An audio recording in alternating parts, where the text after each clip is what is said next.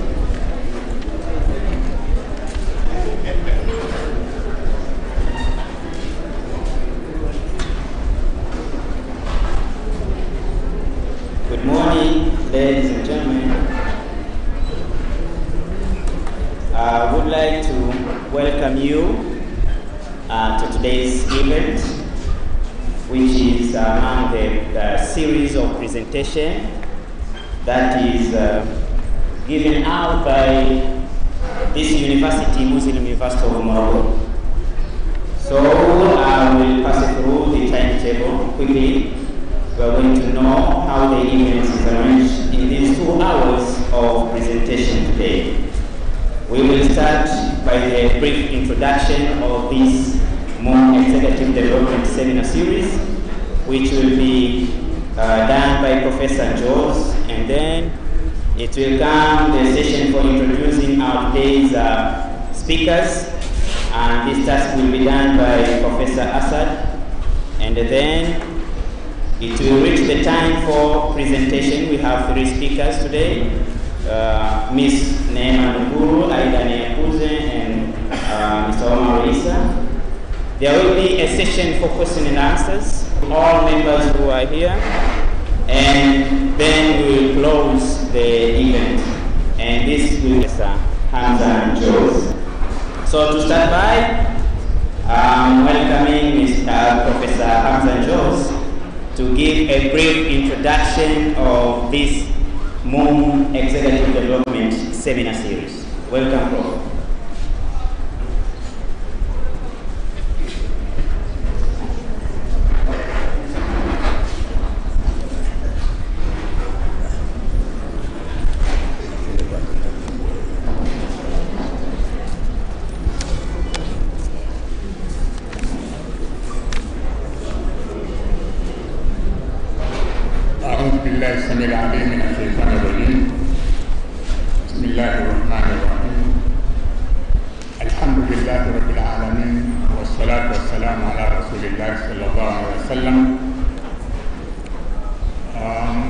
Brothers and sisters, let me begin by greeting all of you with a very special salutation. The salutation I'm going to use is very special for 2 reasons. Number 1, it was the first ever salutation used on planet Earth by our grandfather Adam. And it will be the salutation of the people of Firdaus. Firdaus is an Arabic word. In English, it has been adapted as paradise.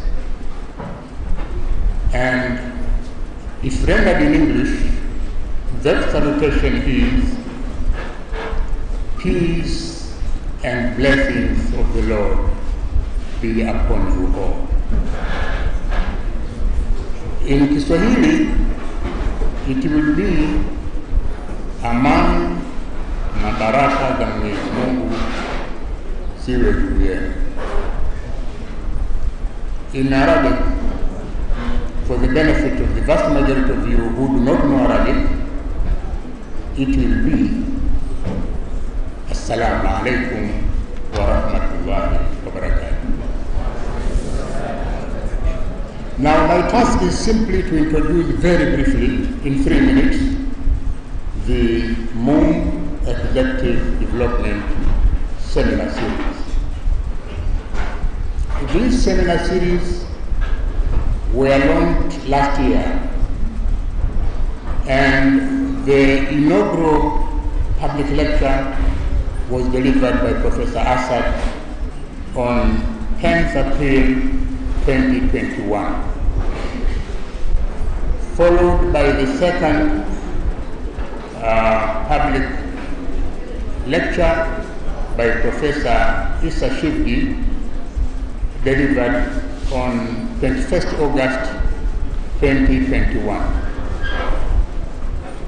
Professor Assad looked at the public sector corruption, its manifestations, enablers, and suggestions for cure, while Shivdi looked at democracy and its discontents. Now today we are having our third series, and the very special one, because we shall be having 3 outstanding speakers today to deliver this lecture. And they will be introduced to you shortly. But about the series, I just want to mention 2 objectives of the series. Number 1, to provide a platform for intellectuals and scholars in a wide range of disciplines and experiences to share their knowledge and experience with the general public. That's number 1. Number 2, the common denominator to all our series is the everlasting question: what should be done? Because the spirit of this series is not simply to explain the world, but to transform it. Now, in order to transform the world, you need to have people who will carefully think out the strategies of handling the real-life experiences facing our people today, both nationally and internationally. Now, with these very few remarks about the series, let me now invite Professor Mussa Assad, the Vice Chancellor, first to introduce the speakers and then formally to invite them to deliver their presentations. Assalamu alaikum wa rahmatullahi wa barakatuh.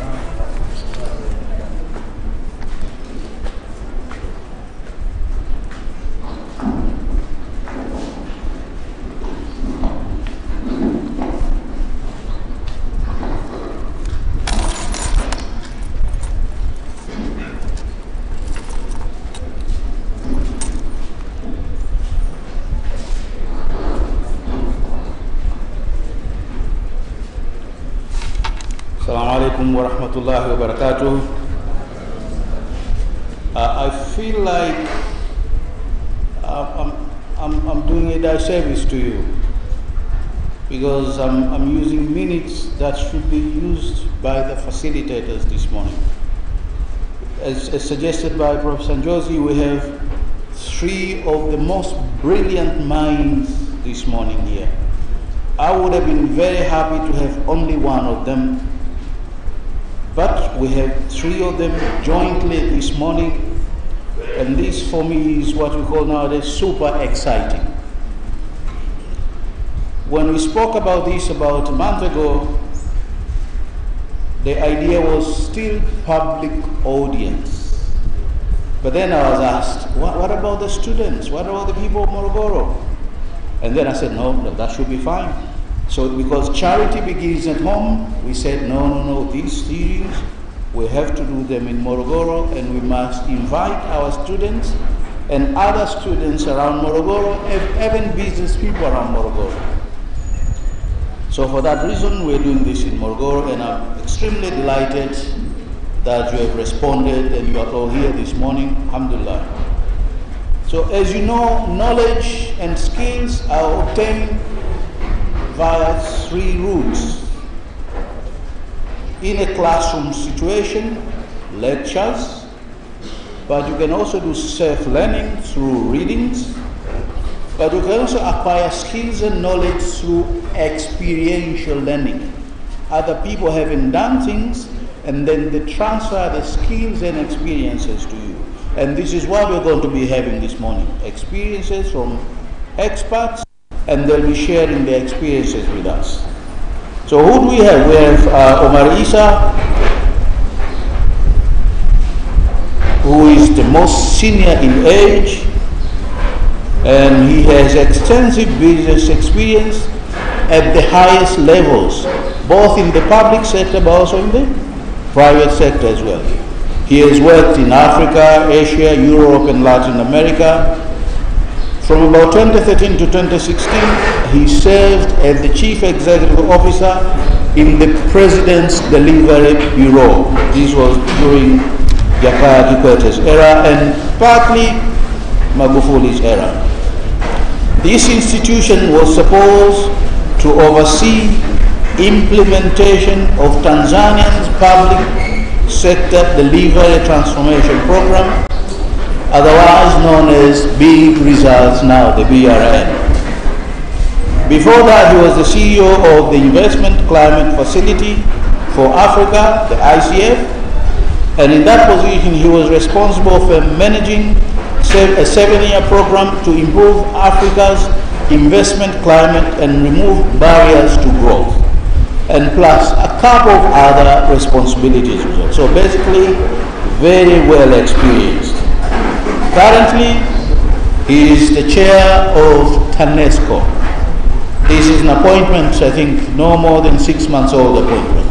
Chair of TANESCO, and is looking towards transformation of TANESCO, instilling in it some of best private sector practices in it. So inshallah, it is going to be a very good organization under his watch. Accompanying him is Aidan Eyakute. I think I pronounced that properly. Aidan is with Twaweza, East Africa. Twaweza, East Africa. And this is an old institution in this country. It works with children to enable them to learn, but also it works with citizens in terms of exercising agency, and the government in terms of the government becoming more open and responsive in Tanzania, but also in Kenya and Uganda. In May 2016, Aidan was appointed to the Global Steering Committee of the Open Government Partnership, OGP, and in June 2017, he was appointed to the board of the Global Partnership for Sustainable Development Data. Before joining Twaweza, Aidan was Associate Regional Director for the Society of International Development, SID, based in Tanzania. He has 15 years experience as a scenario practitioner through participation in national scenario building projects in Kenya between 2000 and 2010, in Tanzania in 2003, South Africa 2004, Nigeria 2007, and East Africa 2005 to 2008. So briefly, very well experienced as well in the non-governmental sector.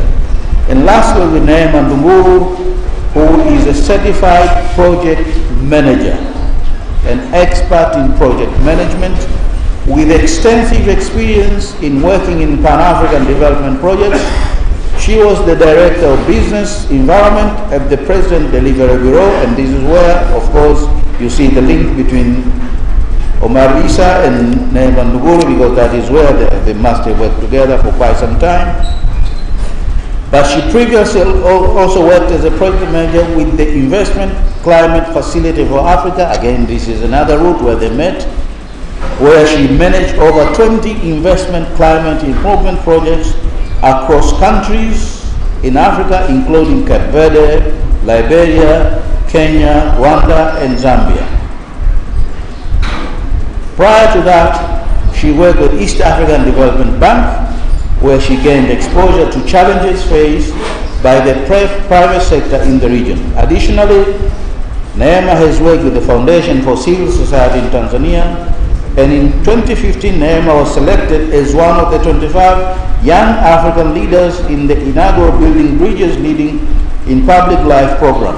A social anthropologist at heart, which most of you will not know, social anthropologist. That is his basic training. But he also holds a Master's of Philosophy in Development Studies degree from University of Cape Town, one of the leading universities in Africa. And that in brief is the introduction of these speakers. So very, very promptly, I'd like to welcome the first of these presenters to come to the podium and deliver the presentation. I think we have timed this at 15 to 20 minutes, and they are aware of this, so maybe I don't need to mention this anymore.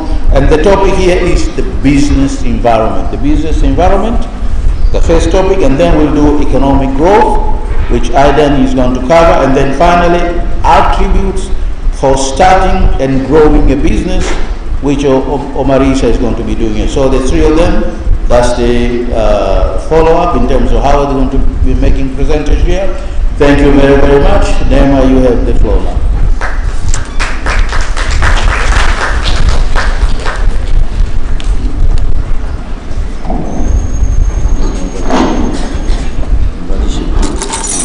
Thank you very much, Prof, for that brief introduction of the outstanding speakers of today. For the information that I've been given is that we are going live to Maalum YouTube channel now. So we are live.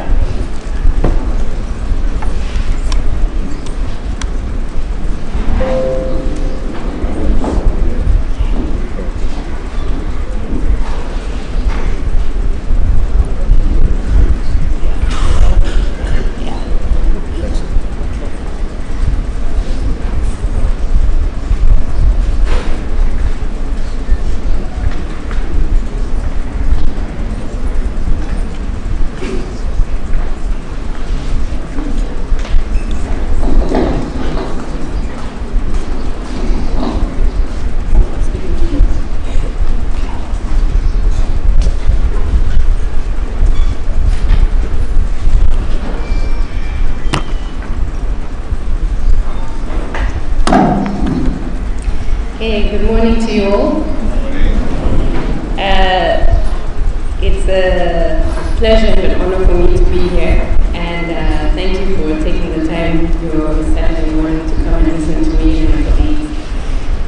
I've been introduced. My name is Nema, and the title of my presentation is Why the Business Environment Matters for You.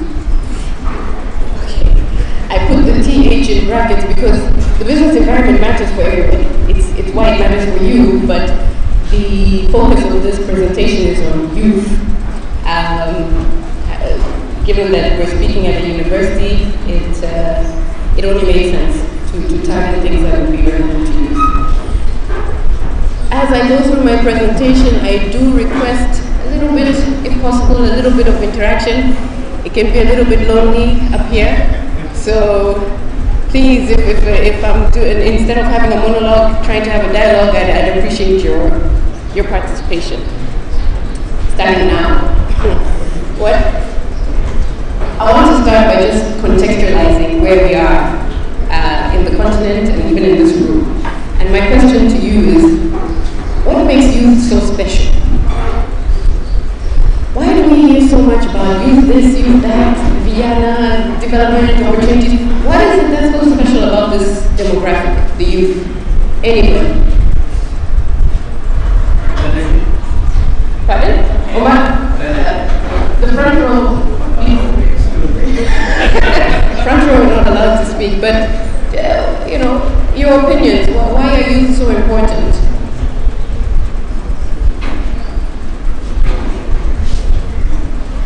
Prof, it seems you have a shy bunch. Don't be shy.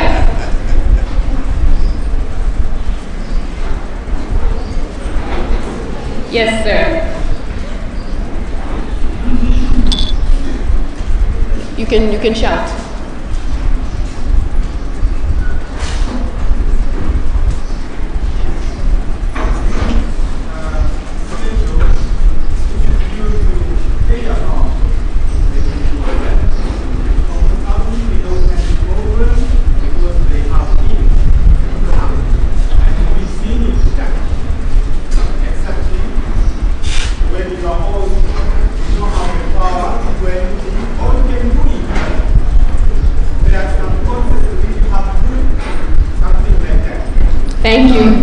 Thank you. Okay, so I heard the word spirit, energy, people who can get things done. That's right. In Africa, right now, our population is sitting at 1.3 billion people, and 60% of that population is said to be under the age of 25. This means that that bunch of people is what's going to take us forward. This youth are the future innovators, the future decision makers, the future politicians, the future caregivers, not just of those who have not yet been born, but even of the elderly. youth are the ones who are going to be responsible for feeding the future, making sure our cities are clean. And Jamaica wants to inherit the world in its full capacity, the good, bad, and the ugly. So let's talk a little bit about the ugly. What is it that's happening in the world right now? I think if you go to the room, everyone will have something to say there. High unemployment rates, income inequality, effects of climate change are very real. Access to quality education and healthcare, access to electricity. Speak about what TANESCO wako mundani, lakini it's a problem. These are, I mean, they're very real problems, and it's not just in Tanzania, it's worldwide. And this has been recognized at the continental, global, continental, and national levels, which is why we have articulations of development goals. We have sustainable development goals, the African Union Agenda 2063, which is looking at striving to get us to an Africa we want.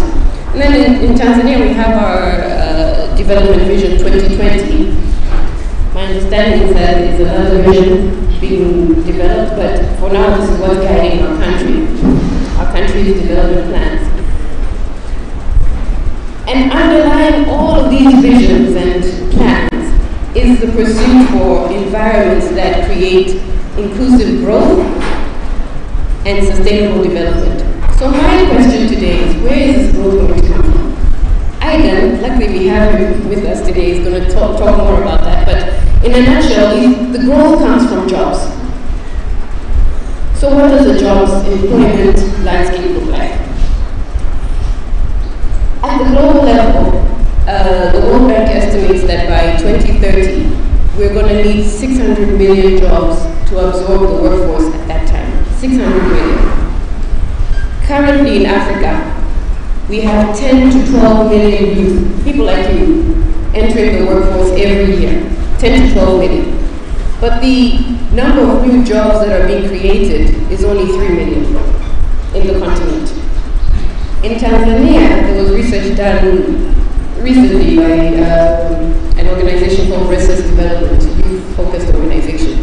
And they found that out of 1,000 youth, only 14% are able to say that they work in a formal wage-earning job. Only 14%. So where's everyone else? And who's going to create these jobs? Again, we look at the landscape globally.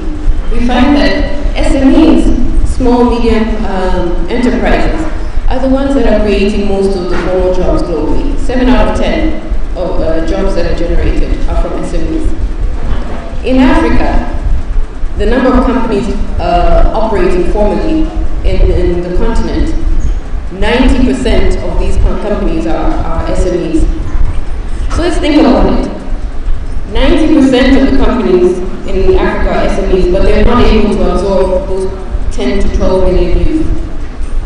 So I think we can safely conclude that there's a need to have an environment that facilitates the creation of more SMEs so that these businesses can create more jobs. Okay, just in case you're not fully convinced by this SME argument, I thought to present a little bit of just quick maths, very quick. You may or may not know that Omari Isa studied pure maths, so anytime you do mathematical calculations around it, you need to be very careful. But yeah, so for the sake of argument, we can easily say, why are we focusing on SMEs when we can have large companies? Just invite multinationals and the large telecommunications companies to come and create jobs for us. And it's a good idea. But in the African landscape, the number of large companies, those companies that earn $1 billion plus annually, is 400. 700 of them are in the 500 million range, but 400 earn $1 billion plus. Let's assume that these companies, right now their staff complement, they employ about 10,000 to 50,000 people. Let's assume, and it's a stretch, but let's assume they're able to employ 1,000 new people every year. In total, we'll be getting 400,000 new jobs from these companies if they're able to manage this. On the other side, let's look at just Tanzania alone, where it's estimated that there are 3 to 5 million SMEs in the country. If we're able to create an environment where these SMEs can grow and employ one person every year, just one, that's 3 million new jobs created. That's 3 million lives changed. That's impact. And both of these scenarios contribute to economic growth, but they can only do that if we have a conducive environment for business. So, okay, let's get to the question. What is the business environment? The business environment is really just the conditions under which a business operates. It's the policy, legal, institutional, and regulatory conditions that govern business activities.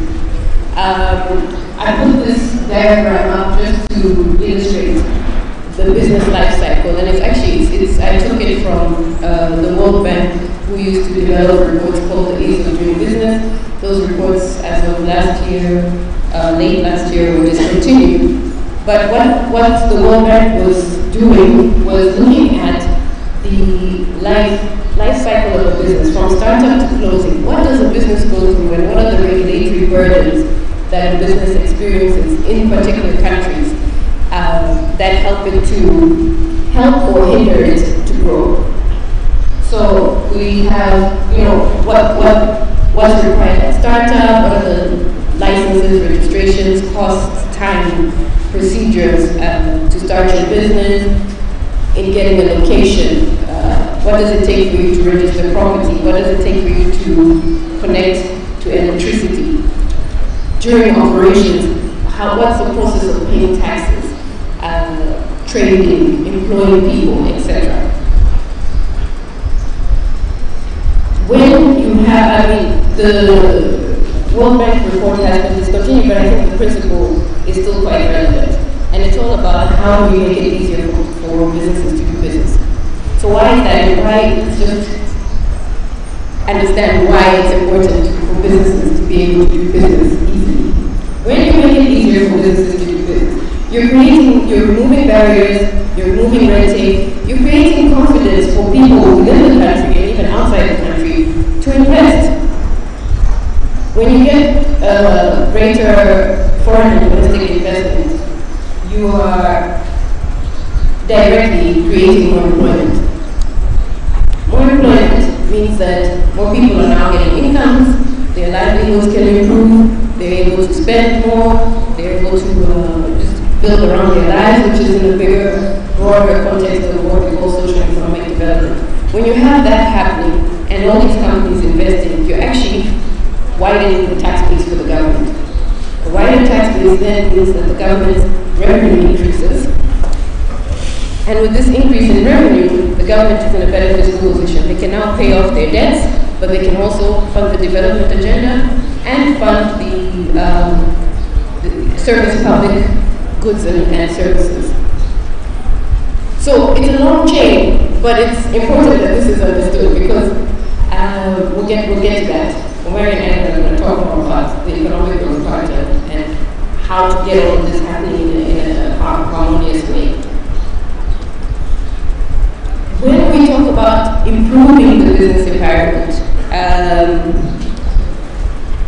Mary and I previously worked at the Investment Finance Facility for Africa, and that was the main agenda. How do you make it easier to do business in countries across Africa? And if you look at all the work that was being done in all these countries, it was really 3 things. One of 3 or a combination of 3 things.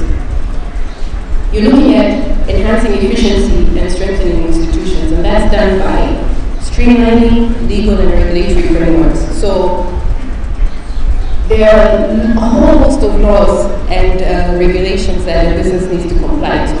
And some of them contradict each other, some of them they're duplicating each other. It's a big mess. It's like spaghetti. So you're trying to make sense of it all, streamline them, eliminate what's not necessary, introduce things that may be necessary, etc. The second thing that you're doing is modernizing processes and or process re-engineering. In this, you're looking at inefficiencies. Where is it that we have too many unnecessary steps? is there something that we can, excuse me, is there something that, there's steps that we can combine? Can we digitalize this process so that we create more convenience for people? And in fact, a lot of the things that are under this box are around automation of processes. This also reduces contact between people and increases transparency. Well, if it's a secure enough system, it increases transparency on what's going on with transactions between the government and the private sector. And finally, there's building institutional and individual capacity. Institutions are the ones responsible for all these regulations, but there are individuals who are the ones who conduct all of these, all the work that needs to be done. So being able to first look to at the institution level, to look at what the landscape is like. What are you doing? Is your mandate still relevant for the world today? Are there any areas where you can work with other institutions efficiently? And then at the individual capacity, we're looking at just getting officers to understand the relevance of what they're doing.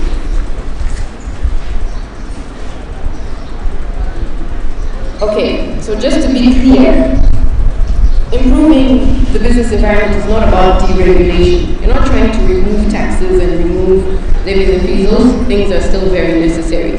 What you're trying to do here is have the private sector thrive in an environment that has an equal playing ground. There's fair competition for everybody. There's industrial harmony between employers and employees. And then also allowing the government to service the public with goods and services, because now taxes and levies and fees are being paid. Okay, so enough theory. Let's just try to see what all this looks like in practice. There's a young lady who's probably in university or coming out of university. And by the way, just out of interest, are there any people in here who already run a business? Come on.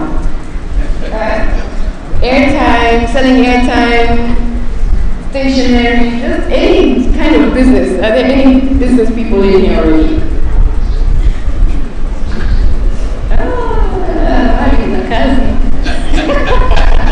Okay.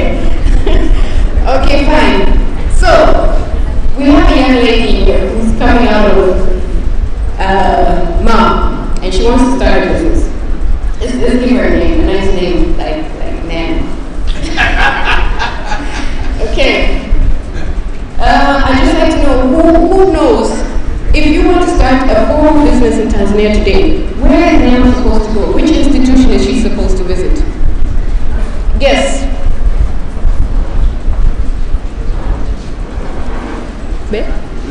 Brela, okay. Anywhere, any other guesses? Local government. Okay. If someone wants to start a business today, they need to first start at TRA. And I'll tell you why. In fact, so Nema is starting a wholesale business. We're assuming that she's heard everything Omari is going to say about what you need to start a business, and she's ready. The first thing she does is actually secure a premise. So she's going to start a wholesale food stuff, selling food stuff. She finds a frame somewhere, and she pays for that frame for 6 months. In this case, she has very generous family members who give her the money to pay. Then takes herself to TRA. At TRA, she's supposed to apply for a tax identification number, TIN. That's the one place that you start. Because if you go to Brela is going to tell you, where's your TIN? Where's your tax clearance? Where? We start with the money, guys. TRA. TRA will then, in fact, I myself have a business license, and I want to just say, from my experience, TRA are actually very, let's find the word, facilitative. You have questions, they will answer them. So, msiogope, please. So TRA will give NEMA forms, fill this out. We need you to apply for a tenant, which you can do online now. But we also need you to apply as a taxpayer. So that has forms that you have to go to Serikali za Mitaa, local government. Local government may be asking for other things like identification, which you may or may not have, so that there's a process around getting that. But once you get all those forms, you take them back to TRA. TRA then say, okay, NEMA, how much do you think you're going to make this year in your business? I don't know, I haven't sold it. Yeah, but you listen to a market presentation, so you have forecasts. Yes, okay, so I think I'm going to make 2 million shillings. Okay, fine. 2 million, we're going to expect you to pay about, 200,000 shillings tax for the whole year. And you can pay this tax over 4 quarters. You don't need to pay it all now. Okay, that's wonderful. So then TRA says, okay, so then go pay. So you now have to go pay either at the bank or you can do it through mobile money, at least a quarter of that 200,000. You take back your proof of payment to TRA, and then TRA give you something called a tax clearance. That tax clearance is then taken to the local municipality, Mubashara, or REDA, depending on the type of business that you're opening, like the structure that you want. REDA then give you a couple of other forms, or the local council gives you forms to fill. If you have the information with you, you will provide it with them. Otherwise, you go find that information, bring it back. Excuse me. And then, because NEMA is selling food stuff, she has to go to TBS to make sure that the food that she's selling is safe. She also needs to go to fire because she has the premises and she needs to get a fire extinguisher. And then she will start dealing with her suppliers. But those suppliers, they get goods from all over the world, so they have to deal with the Ports Authority, TBS, TMPA. They also have their issues that they need to deal with. Okay, before NEMA can get her goods. And all the issues that they're dealing with affect the price at which NEMA gets her goods, which affects the price at which NEMA can sell her goods. So, when we look at something like this, depending on where you're sitting from, it may not look that complicated, but it is very time consuming. And if we just reflect on this story, there are 2 things that I want to raise. One is that NEMA will get information as she goes along the process. There's nowhere where she can go online and be told, this is what you need to go to TRA with, this is what these are the documents that you need. There's no way. There's no central place where every institution is saying what the requirements are. So you need to find it, you need to look for it by yourself.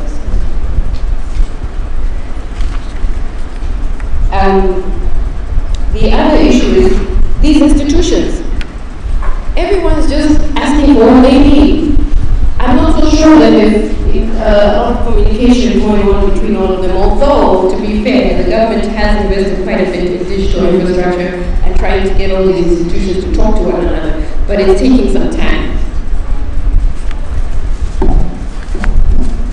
So that's NEMA's experience, but if we consider the full business cycle, there's a whole lot of things.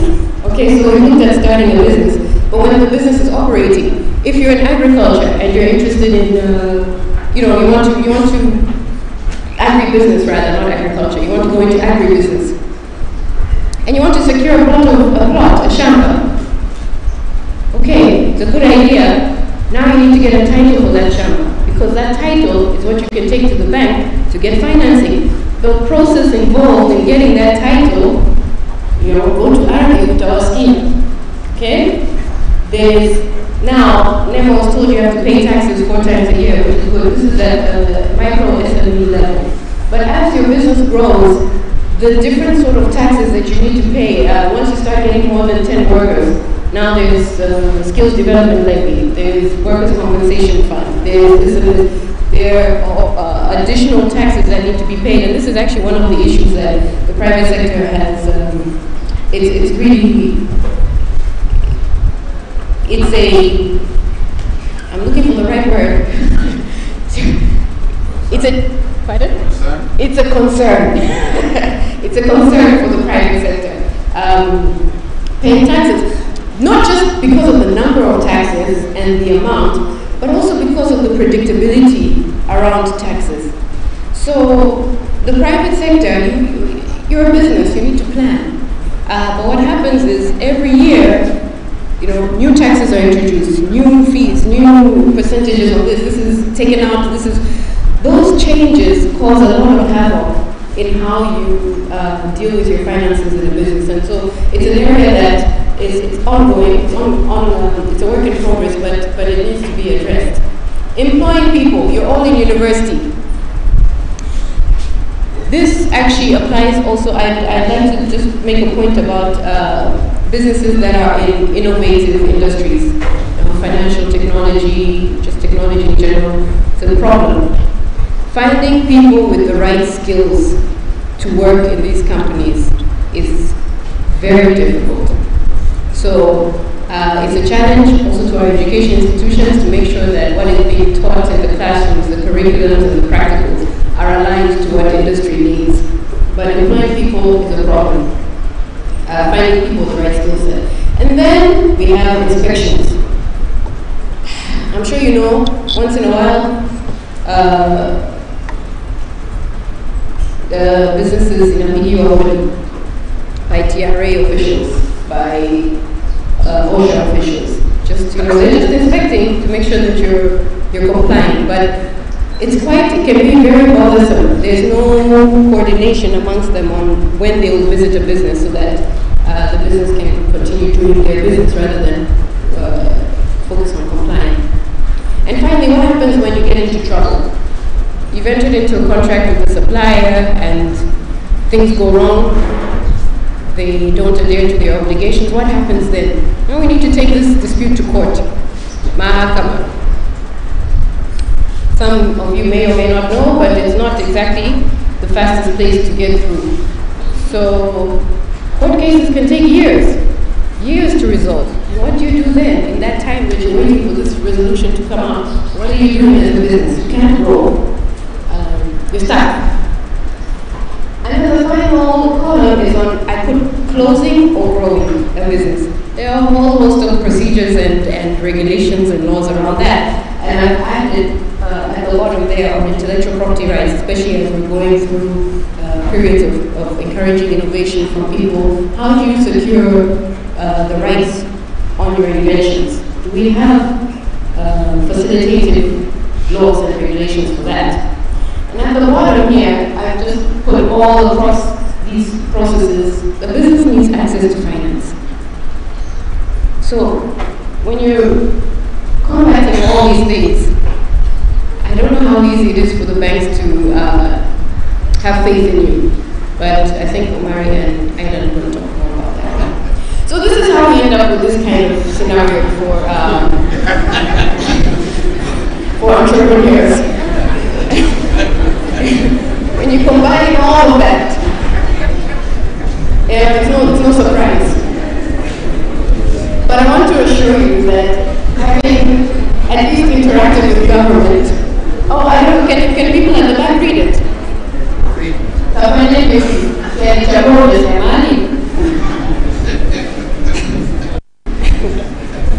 So,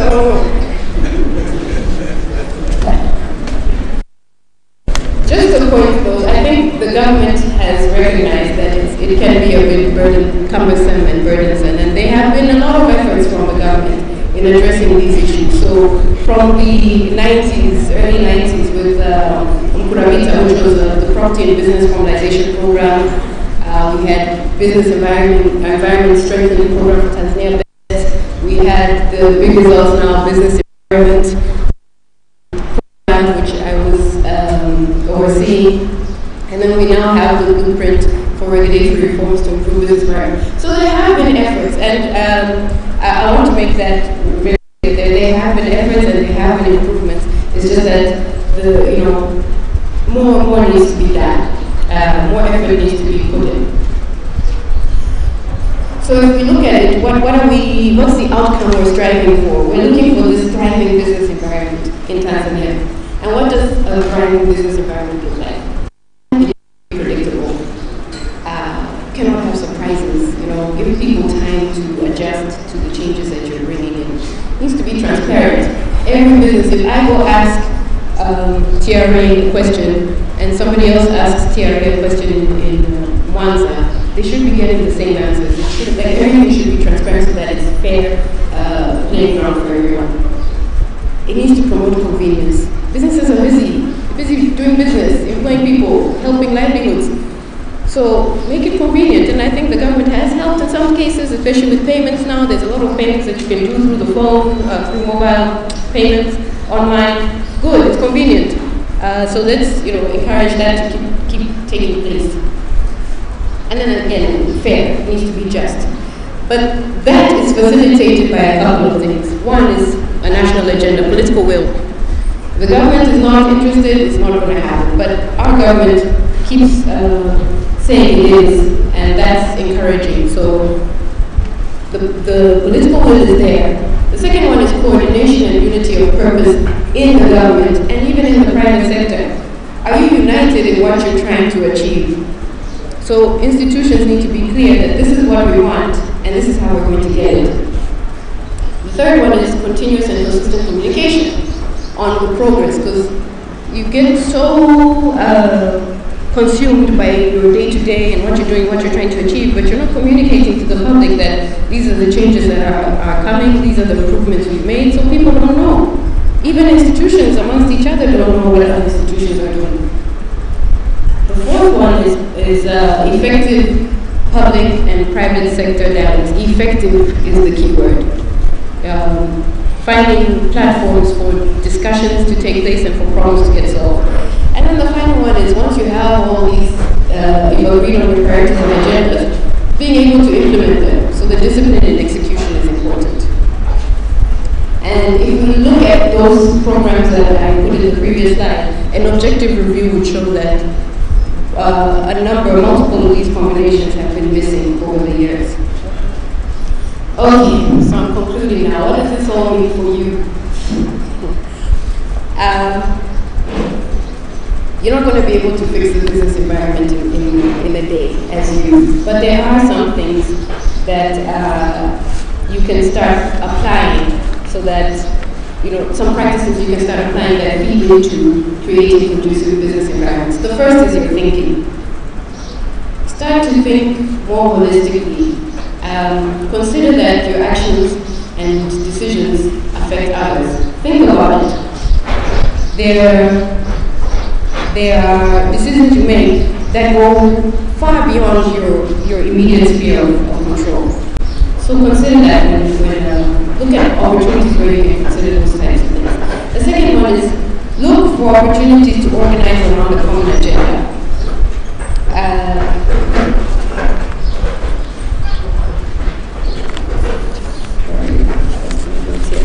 Opportunity to organize around a common agenda. So here, we're talking about the power of coming together. When you go to government as one business and say, this is my problem, please can you fix it, it's very hard. It's very, very hard for government to attend to that. But when you come together collectively and find key issues, key priority issues that are cross-cutting and can help solve many of your problems collectively, it starts making a difference. But you don't just come and talk. Collect reliable evidence. Prioritize what the issues are, and then present your case. The second one is, the third is pay attention. As you go through processes and your day-to-day, are there any areas where there are inefficiencies? Is this process really necessary? What if we remove it? Will it really make a difference? How is it serving the audience that it's targeting? Think through that, pay attention. And finally, discipline of execution. Plan your work and work your plan.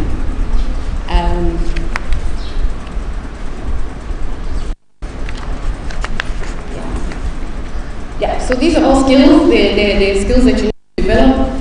They don't come naturally. It's like muscles. You need to exercise them so that they grow.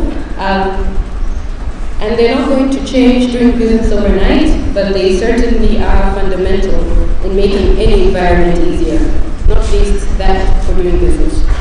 Thank you for your attention.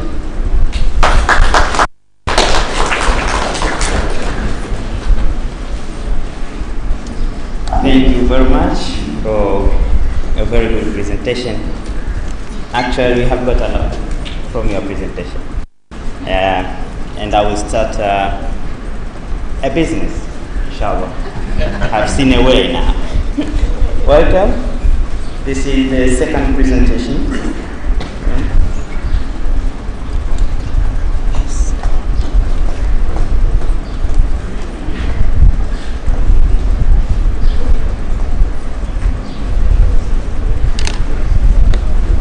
Good morning. Can you hear me? Yes. Salam alaikum. I really like that greeting, Professor. I will forever remember it. My name is Aiden Eyakuze. I don't have a presentation. I hope you won't be bored. Look at the cute cats over there. And I'm an economist. I studied economics, and my question, which I tried to answer in my master's thesis, was why some countries grow and don't, or they stagnate. I won't bore you with my thesis, with my master's. And I left off. First point of the last slide. We need to think systemically. We need to think in a way that is joined up. And Professor Assad's introduction said that the point of these seminars is not to describe the world, but to transform it. And it is impossible to transform a system which you do not understand. And the economy is a system. It is a system in which is embedded the business environment that Nema was talking about. All of those steps are a system in and of themselves of encouraging the growth and development of businesses, the growth of incomes, of jobs, of prosperity. Yeah, but that system complex is embedded in a system called the economy. And we are always about economic growth. Why grow an economy? The answer is that human beings are growing in number. You know? Good. Oh, I have to have two. Yeah, we are going online. Oh my goodness. Hello online. Simple. As a population, we are growing. We've been growing. We've been commanded the Almighty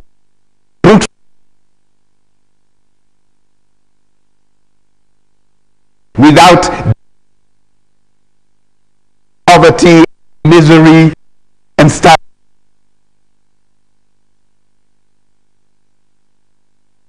Thrive, go beyond the value, and happy.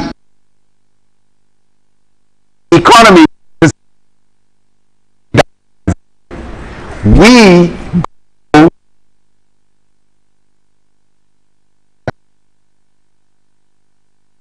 we produce 2 million new babies in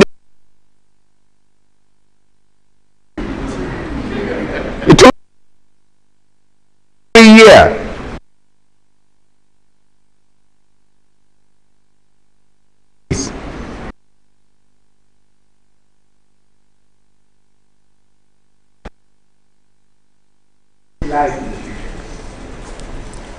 We also want to prosper ourselves.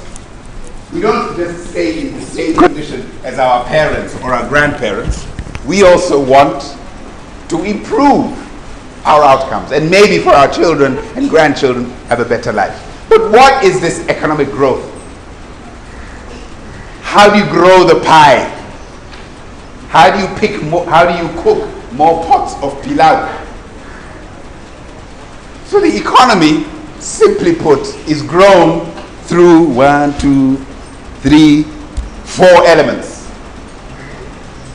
4 elements are important for economic growth, and we have to pay attention to all of them, and they must work together nicely so that the economy grows. Element number 1 is what we call consumption.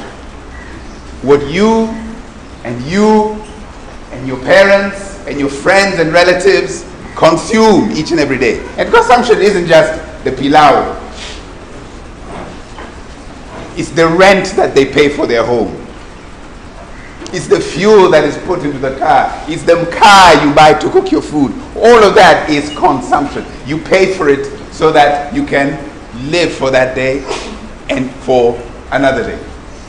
So that consumption is a huge part of growing the economy. If consumption grows, that's a good sign. That means the economy is growing. When you are spending money, when you are sending money, when you're going to the cinema, when you're going to the restaurant for your Valentine's Day date, all of that is good. It's good consumption. And in Tanzania, 2/3 of economic growth is driven by personal consumption. Your consumption and my consumption. 2/3 of economic growth every year is driven by consumption. So, if people start saying, jamani bwana, kuna ukata huko, sina hela, mifuko hamna kitu, that is a serious problem. Because that means that 2/3 of the economy is not growing. It's stagnant or it's shrinking. 2/3. Kwa hiyo nyinyi kama walaji mna mchango mkubwa sana katika ukuaji wa uchumi. It doesn't fall from heaven like rain, although rain does grow the crops, right? But your consumption is very important for economic growth. Now, Neema was saying businesses, 3 million, for example, 3 million small businesses in Tanzania. Imagine if they could create one job a year, just one. That's another 3 million employed Tanzanians who are consuming. That's a boom in economic growth. It's a boom in economic growth. You don't even need 3 million to create one job. All you need is 800,000 to create one job, because that's how many new job seekers enter the Tanzanian market every year. 800,000.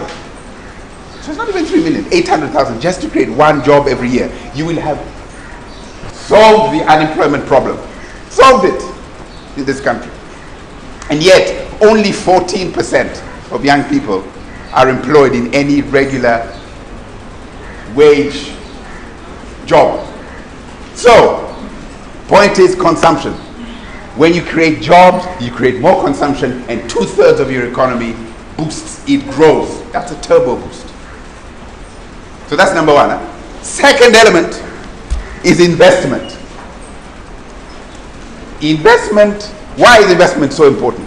Investment brings in cash into an economy, whether that cash is from foreign sources with foreign direct investments, or from you who have not consumed everything you've earned, but you've saved a little bit, you put it in a bank, and then you are investing in some business that brings cash back into the economy. It brings ideas into an economy, and ideas are what transform our society. New ideas, better ideas, adopted ideas. It brings jobs. I don't need to repeat that again. It brings jobs. It also creates markets. New markets are created. 20 years ago, there was no Tigo Pesa, Airtel money, I don't know, there was none. But because of the investment and innovation and ideas, now all of you have a mobile money app on your phones. And Tanzania, Kenya, Uganda are some of the most integrated mobile money markets in the world. In the world. Because of those ideas. All that convenience you take for granted, you try doing that in the United States of America. It doesn't happen. It's not so easy. So that investment is an important element of growth because it injects new energy into an economy. New energy. New ideas, new cash, new jobs, new markets. Very important to have investment. So that's the second one. But the most important element of investment, and sometimes we think, big domestic foreign investment. We need wawekezaji kutoka nje. Actually, the most important element in investment is domestic investment. Do I need to wear all of these as well? No. Hey, yes, okay. It's actually domestic investment. Again, those 3 million businesses that Neema talked about. Those are so important. There is no way foreign direct investment into this country will create 800,000 jobs in a year. No way. Now, kama umesoma magazeti hapa majuzi, we congratulate our president for bringing in lots of foreign investment worth billions of dollars. But if you look at the number of jobs they're proposing to create, over the lifetime of the investment? It's less than 100,000. Less than 100,000. So yes, good. They will bring maybe ideas and money and new markets, but jobs have to be grown by businesses right here, from right here.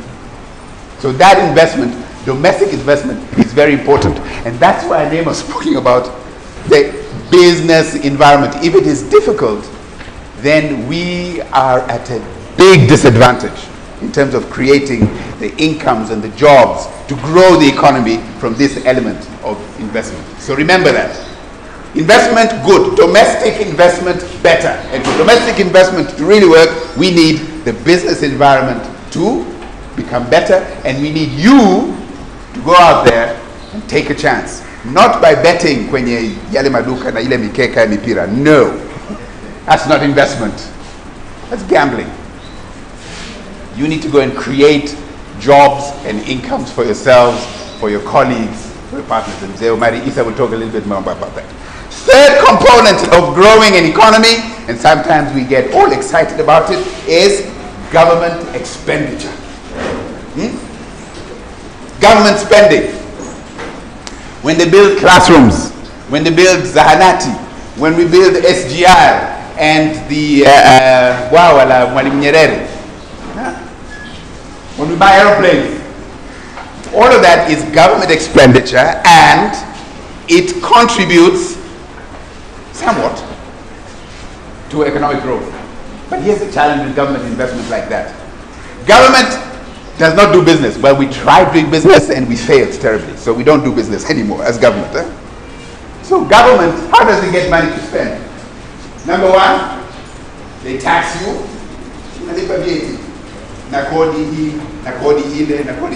You are taxed ili na kuna tozo pia. Kodi mpya kabisa. Utarudi kwenye tozo. So they tax you. That's one way of getting revenue. But they can only get between, on a good year, 15% of the total economy can be taxed by the government.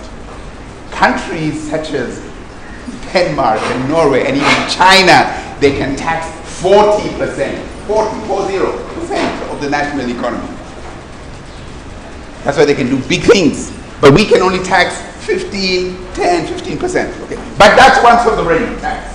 The other one is they borrow from you also. They go to the bank, so you put your money, and they tell the bank, we want to borrow. Every month, I think they borrow something upwards of 130 billion shillings every month. And the bank says, yeah, okay, we can give you, not our money, it's your money. They're lending the government of the Republic of Tanzania your money, not their money. And then they make an interest, and then they keep it as their profit. But it's your money. So the government borrows from you in order to spend and to pay salaries, to pay mishahara ya watumishi. That is government expenditure. And you know, mishahara wa mtumishi, they go back to consumption and it grows the economy, right? So you can see the system there working. But then the government takes a little bit out of that circulation when either they borrow or the expenditure. And when they spend the money, now there's a quality of government spending. If you're spending a lot of government tax and borrowed money to import either talent or what they call intermediate goods or machinery, Tanzania doesn't make the turbines that are going to run the Mwalimu Nyerere dam. We don't make those turbines. They have to be imported from somewhere. And we've got to tax ourselves, borrow in shillingis to pay in dollars, you know. So that is a departure from the economy of cash, of resources, to go and pay for those turbines that we don't make, to go and pay for those airplanes, the Panga Boys and the Airbuses that we don't make. No, we've paid for them. So that kind of government expenditure is problematic in terms of growing the economy. Because you've got to hope that because we have those airplanes, because we have that dam, the economy will grow because TANESCO money, TANESCO power will be cheaper. Please. You hope that more businessmen will be flying from Dar to Dodoma to Arusha to wherever it is na uchumi unakuwa. You hope, but you are not guaranteed that this will facilitate economic growth. So government expenditure is a part of growth, but you've got to look at it also carefully. Does it really grow the economy, or might it have an effect of shrinking or stagnating the growth? When I was looking at some numbers, just in the last 3 years, of private consumption, remember that's the first one, it has dropped. It's recovering a little bit. The rate of growth of private consumption dropped, and you all felt it. I know you do. There was a time there where the economy was not doing so well and everybody was wondering about the health of their pocket. But the one thing that went shooting up was government expenditure. It was growing at 1 or 2% a year. It's gone up to 7% a year. Whereas consumption was growing at 5%, which is not bad. It crashed, partly due to COVID. It crashed to about 2%. It's now recovering. It's going to go back up at about 4 or 5%. So government expenditure. And the final one that grows an economy is what they call net exports. The difference between what we export to bring inside the country, sukari, mafuta ya kupikia, and what we sell, dhahabu, orosho. But Tanzania is importing a lot more than we sell out there. A lot more. So our net exports, the difference between what we import and what we export, that net exports is for Tanzania negative, which means we're borrowing from the rest of the world. We're borrowing from them. And when you're borrowing, you're not really growing your economy. So we have to grow our exports. Hatuna mafuta, tuna dhahabu, tuna wanyama, Mikumi, sijui na wapi na wapi na wapi. And people come and see those. Those are exports. When a tourist lands to go to Mikumi, that is an export. Okay? So we need to grow all of that so that we export more than we import. The big challenge, we import, we are a huge country, the roads are nice, we like to drive in those cars, which means we have to import oil. Yes? Every year. Can we change that? Maybe not in the short term. But we have to be able to earn enough money to import that oil to drive our economy. So net exports are the other driver of the economy. So put all of this together, consumption, investment, government expenditure, net exports, those are the 4 ingredients which drive the health and welfare or not of the Tanzanian economy. So, we're not here just to describe what should be done. We're supposed to, not just to explain, but to transform. So what's your role? What's your job here? Let me be very concrete. Everybody has felt the impact of the Tozo. How it's you? Yeah? Everybody, yeah? Yeah, tumeshtukizwa na Tozo. It is important. It is important for us to contribute to national development, no? By paying our taxes. Because there are people who don't pay taxes. Labda hawajaajiriwa au wana kabiashara kadogo na hawalipi kodi ambazo dada Neema amesema tuzilipe. Tozo touches everybody who is transacting in mobile money. So that can either contribute to growth because mejenga zahanati, mejenga mashule, and I'm told by the Ministry of Finance that they have walitunisha kile kimfuko kile cha mikopo ya vyuo vikuu by 17 billion from Tozo. So it's a good thing, no? Oh, come on, Tozo is a good thing. Put your hand up. Why don't you like Tozo? Only 2 people like Tozo. Yeah? Because Tozo has had the impact of affecting personal consumption. How's yours? How many of you are still doing those transactions as you used to do them a year ago? Huh? Vodacom has the numbers. M-Pesa, the volume, the amount of money of business that M-Pesa was doing shrank by 25% in 3 months. by about 2 to 3 trillion. The number of M-Pesa subscribers shrank by almost 1 million just in 3 months. These are the signs of consumption that has shrunk a bit, right? So you hope that the trillions that the government is getting from that tax will be put to productive use, to create incomes, to create jobs, so that the economy grows. But because if it doesn't, then we have a problem.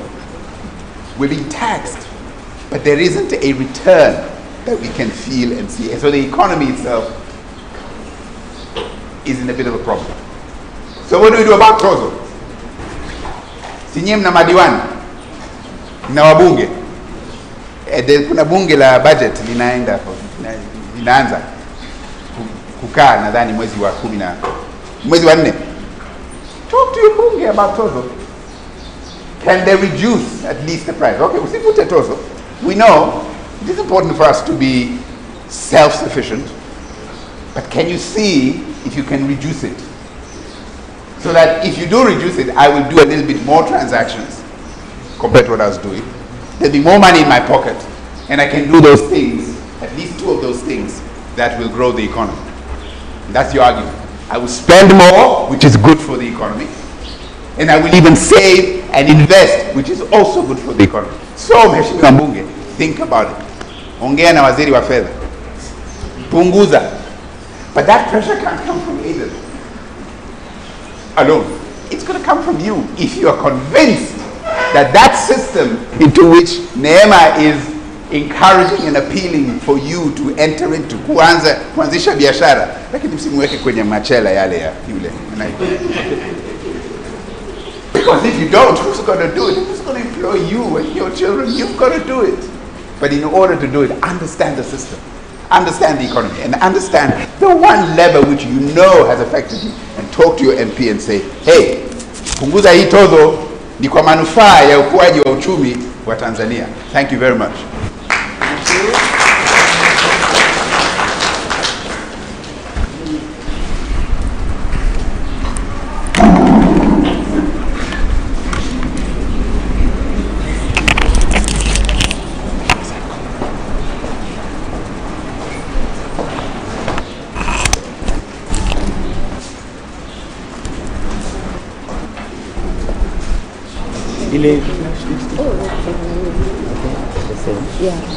Haya, wakati anaweka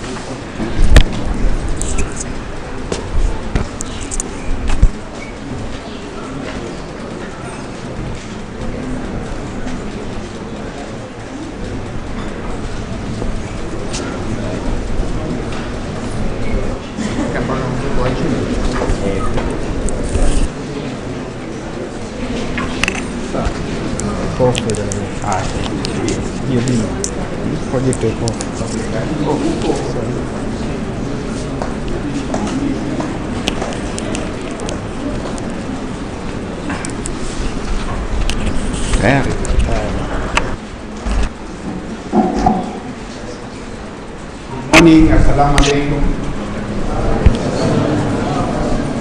At the beginning,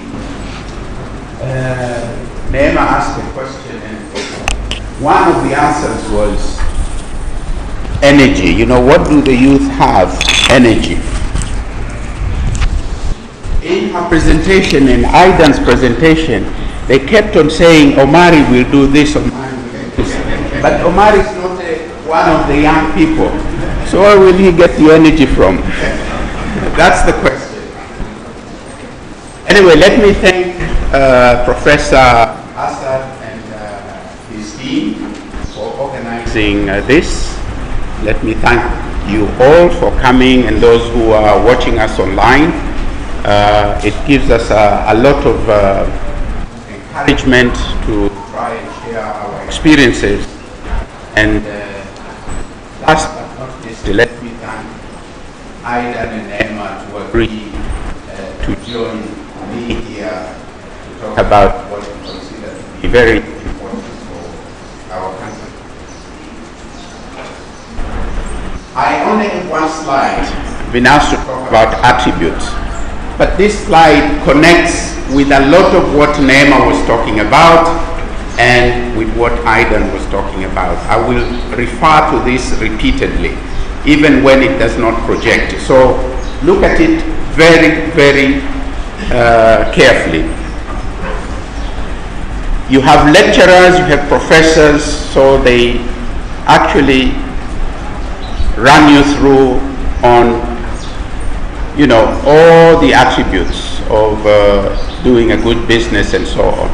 We are here to share practical experiences, so we're not going to lecture. But number one attribute, and I find this lacking in the context of Tanzania, is that people start businesses because their friends, their family members, their neighbors have started businesses in those sectors. They have not sat down and prepared a business plan.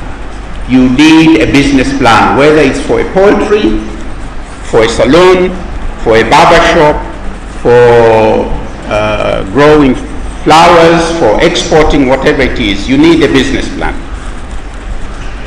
And the key components, not of the business plan, but of the individual or the company, are, I would say, number one is integrity. Integrity. A lot of people are looking for shortcuts. Mwendo kasi, mwendo kasi, mwendo kasi. But they're actually not doing themselves a favor, because at some point in the future or within a short period of time, you get those surprise visits that Neema was talking about, be it TRA, be it OSHA, be, you know, TDS and so on. And suddenly your business collapses. So I would say integrity, do things the right way. And when you decide to go into business, and based on what my colleagues were saying, is that you really don't have an option. You know, you're talking about 14% of you being able to get gainful employment. The rest of you have to start or join the small businesses. So this is very, very important. Now, when you're in business, and I have been there before, there is no 9 to 5, there is no weekend, there is no holiday. When you start a business, you run a business, it's Monday to Sunday, it's January to December, it's 6 in the morning, it could be even at midnight. So be prepared to work hard. What disappoints me the most, I see young entrepreneurs, when they've just started businesses, in their first or second years of business, you find them already planning very expensive vacations, going somewhere to relax, and a short while later, you know, the business has collapsed. So what makes a difference between a successful business and one that only survives is whether you work hard or you don't work hard. And I can tell you, when I was at Celtel, there were very few days we did not work 18 hours per day. Very few days, you can count them. I remember on one occasion, the top management, we were somewhere in Amsterdam, and I said to all of us, shame on us, because today is Valentine's Day, and none of us is with our partners. But it was necessary. We had to do that.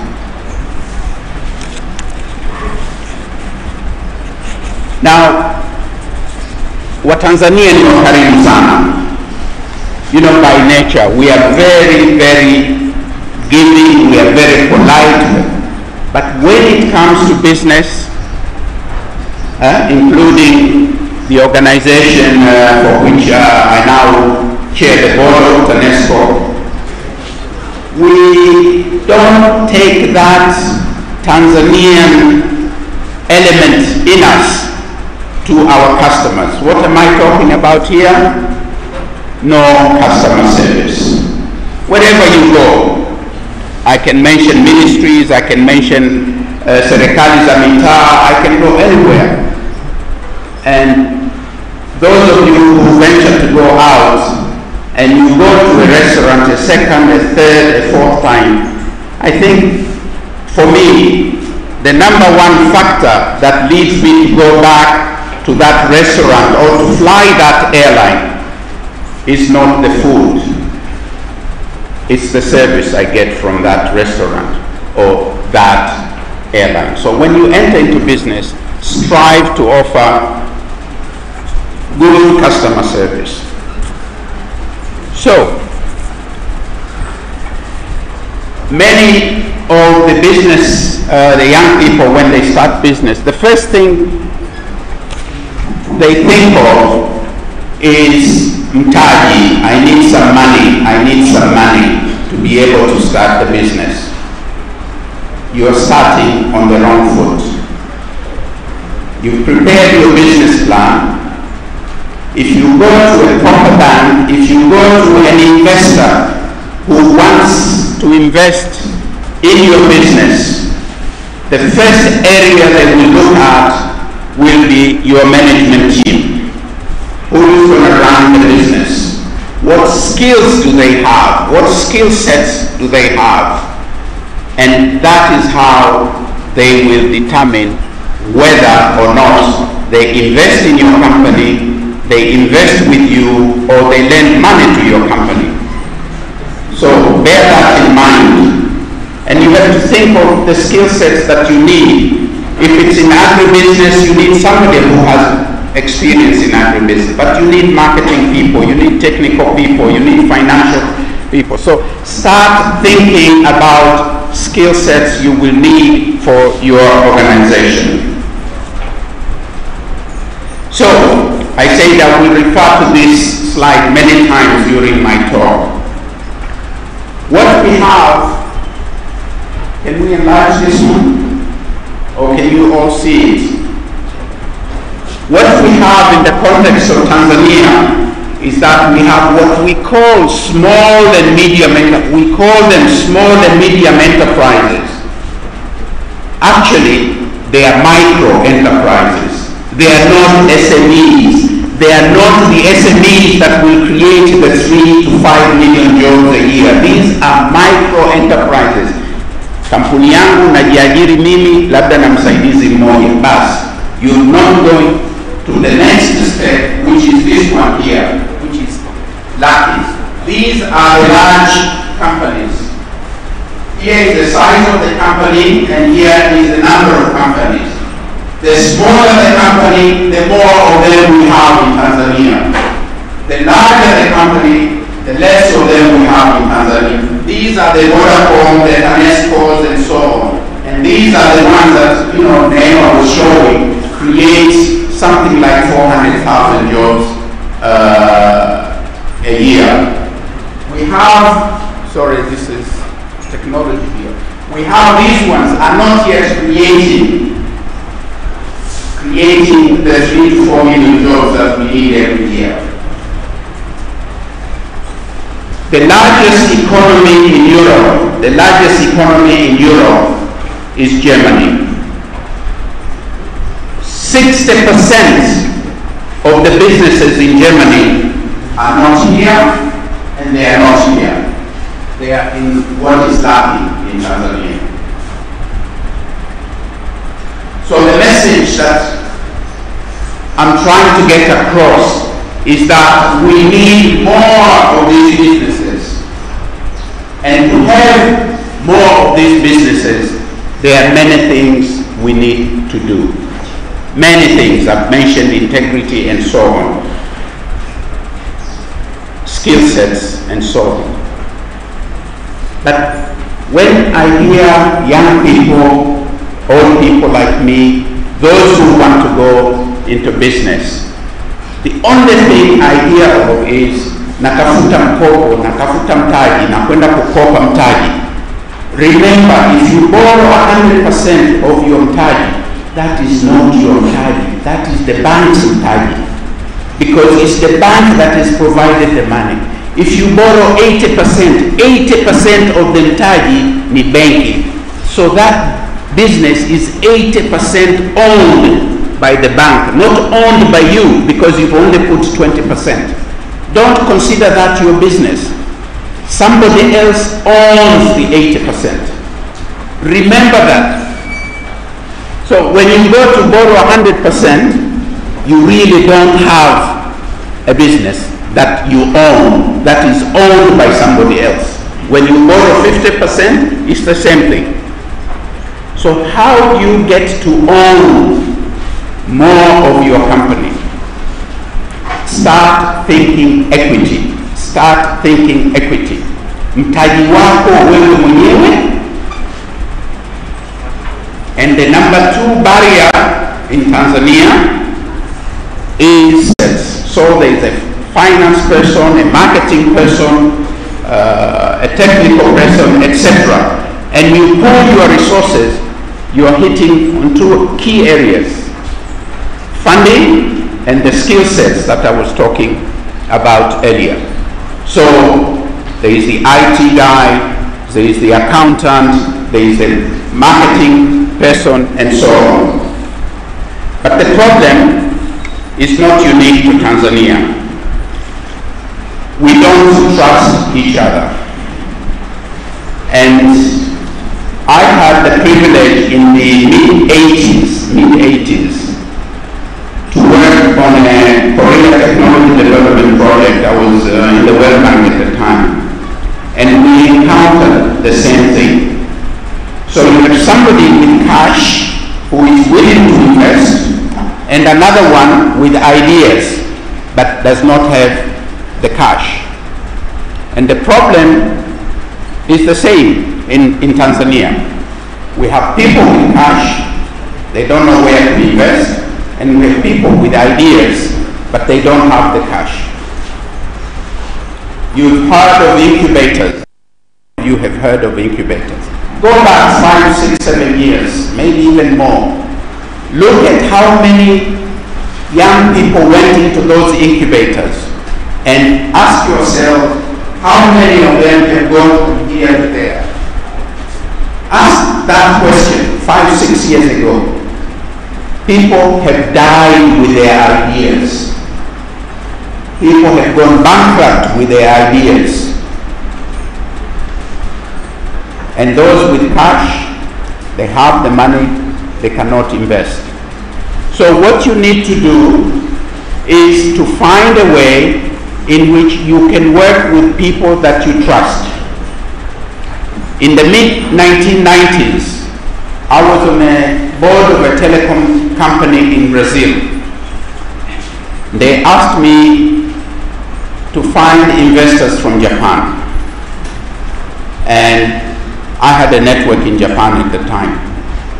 So I organized a dinner in Miami, neutral point. The Brazilians flew to Miami and the Japanese flew to Miami. And they had dinner. At the end of the dinner, they said goodbye to each other. The Brazilians came to me and said, Omar, this is the most expensive dinner we have had. I said, why? He said, we flew all the way from Brazil to Miami, and these Japanese did not talk anything about the business. They did not want to know anything about the company. They did not want to know how much revenue we make. They did not want to know, how many staff we have, what is our strategy, how we're going forward, and so on. I said, let me talk to them. So I talked to the Japanese. I said, look, the Brazilians are disappointed. And the Japanese said, no. We did not come here to discuss the business issues. We came to this dinner to establish whether or not we can do business with these people.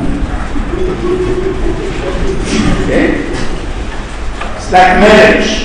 You determine early on whether this can be your husband or your wife. Other things follow.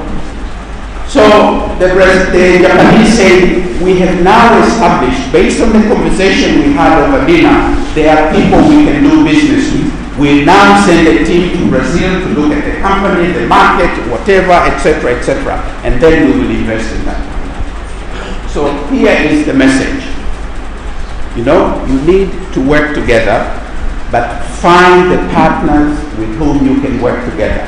Not everybody, because somebody is intelligent in IT, somebody is super in whatever, in agribusiness, but the chemistry between you may not work. So here is that lesson, that you really need to work together. So I go back to the issue of equity. You guys go for debts, not necessarily those in the audience, but a lot of young people, when they want to start businesses, they go to borrow. What are the risks? Reverse your role. Neema will tell you that in many of the meetings that we had, I always encourage people to reverse their roles. Think about you being the bank now. You want to lend to Omar Issa. Usually when you look at the risk profile, you look at the risk of Tanzania. So that is common if you're the investment is in Tanzania, but some of you may want to invest in Rwanda, Burundi, Zambia, Uganda, etc. So look at the country risk. Then look at the sector risk, because each sector has its own sets of risk. Agribusiness has its own peculiarities. Telecoms, the same. Warehousing, as Neema was describing, that also has its own set of risks. So look at the sector risk. But the most critical risk people in the banking industry look is at the sponsors, the shareholders. What track record do you have? Zero. Have you borrowed? No. Why? It was informal borrowing. I go back to integrity, I go back to transparency that Neema was talking about. You do not have any credit history. And because you do not have credit history, you are considered to be high risk. So that, combined with another factor, which is the high default rate from small micro enterprises. Do the numbers. Neema was saying Omari thinks about pure maths. That was many, many years ago. But just do the numbers. You have somebody who is coming to you without any credit history. Just believe in me, trust me, I will repay. And you have had similar sponsors of projects who have defaulted. What is the net effect? Interest rate is high. And then people complain, the banks are charging high interest rate. They are charging high interest rate to reflect the inherent risk of the project. It's very simple. The higher the risk, the higher the rate. That is why if Aidan and I go to the same bank to borrow, he will borrow at a lower rate than I, because I have a higher risk.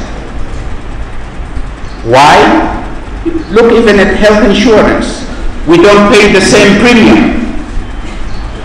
I am considered now at my age a higher risk, and some insurance companies, health insurance companies, will not accept me as a client, but they will accept Aidan and Neema. It's simple, it's a fact of life. Health-wise, I have higher, regardless of whether I am healthier than Aidan or not. I am considered to be a higher risk when it comes to health insurance. The same as for borrowing. Minimize borrowing. So if you look at what I was saying, trying to pool your resources. There are 3, 4, 5 of you, each one of you chipping in a little money, and then you can actually look at institutional investors who will come and take equity.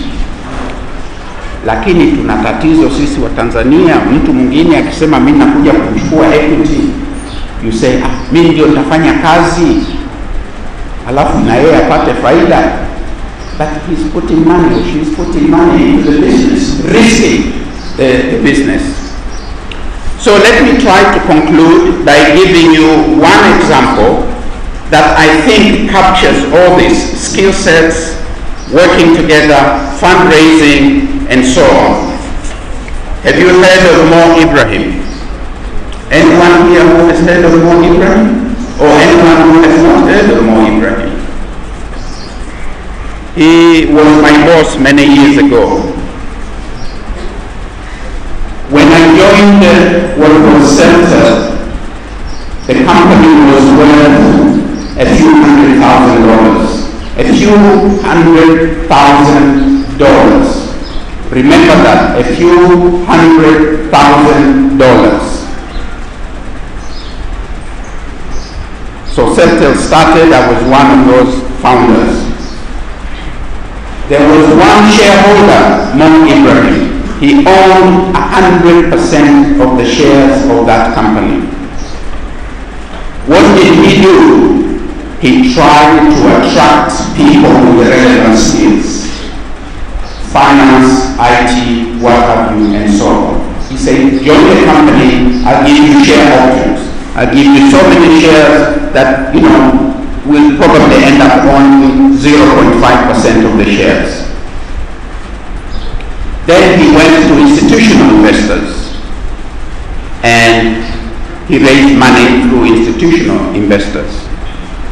And the new staff coming in to encourage people to join Celtel, I was in the top management team, we offered them shares in the company.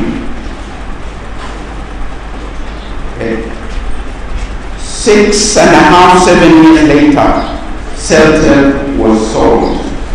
Remember, it was worth a few $100,000, not even $200,000.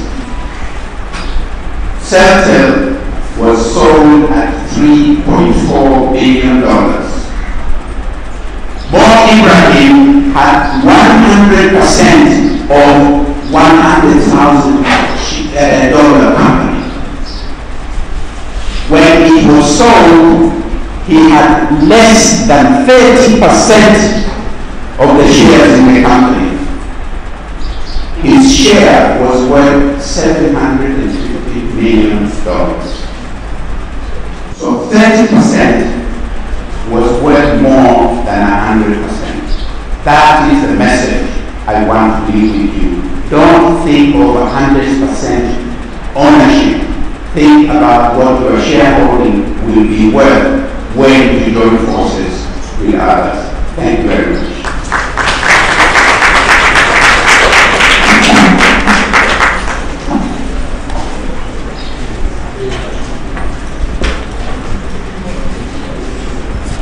Oops. Okay. Yeah, you did that. I'm take care. Thank you very much, presenters, for this interesting seminar series at Muslim University of Morogoro. The knowledge and experience that you have shared here are of that importance. We do and will appreciate. And it's a session now for question and answers. We'll receive some questions from the audience. We start with 6 questions, 3 from this side and 3 from that side.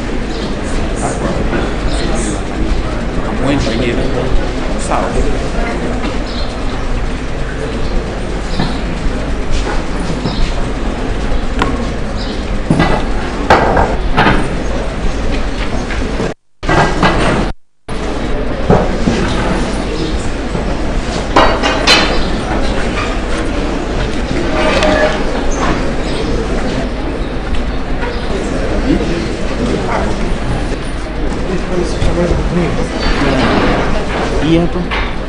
Ngoja zote kuna yule kule na connect.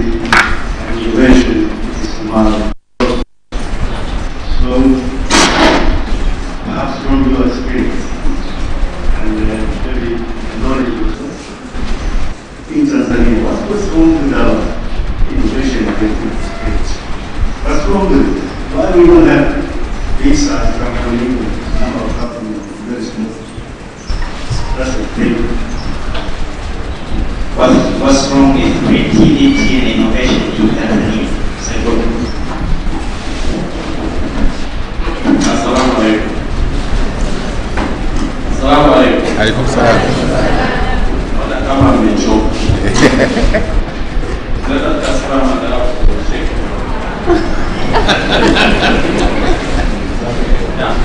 Labda nianze kujitambulisha. In name and fear. CEO the company. So the presentation we was made here, it's called me back 5 years.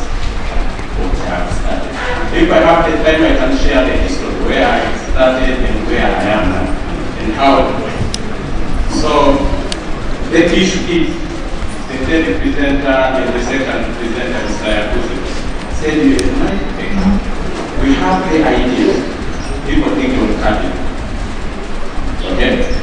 We don't have the capital, but because they have the idea, they kept the idea in their pocket.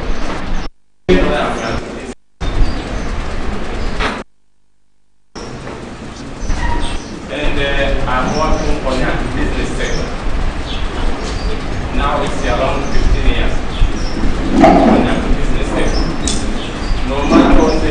technology and everything occurs, but what we need is what we want to do and what we want to do. So, the youth, I can say, the youth, the first thing to learn the business or to start the business is commitment. What do you want to become? What do you want to be? At what time and at what scale? I cannot stand by a video. Because that is some of the issues that are separate. But I think I can be in the between. Oh, because have employed permanent employee more than 37, temporary 300, and the others are graduates from different universities. So the issue is what you have, you start with the level you think is what you do. When I can give you the history of what I started, you can start in laughing. But where I am, people they just wonder.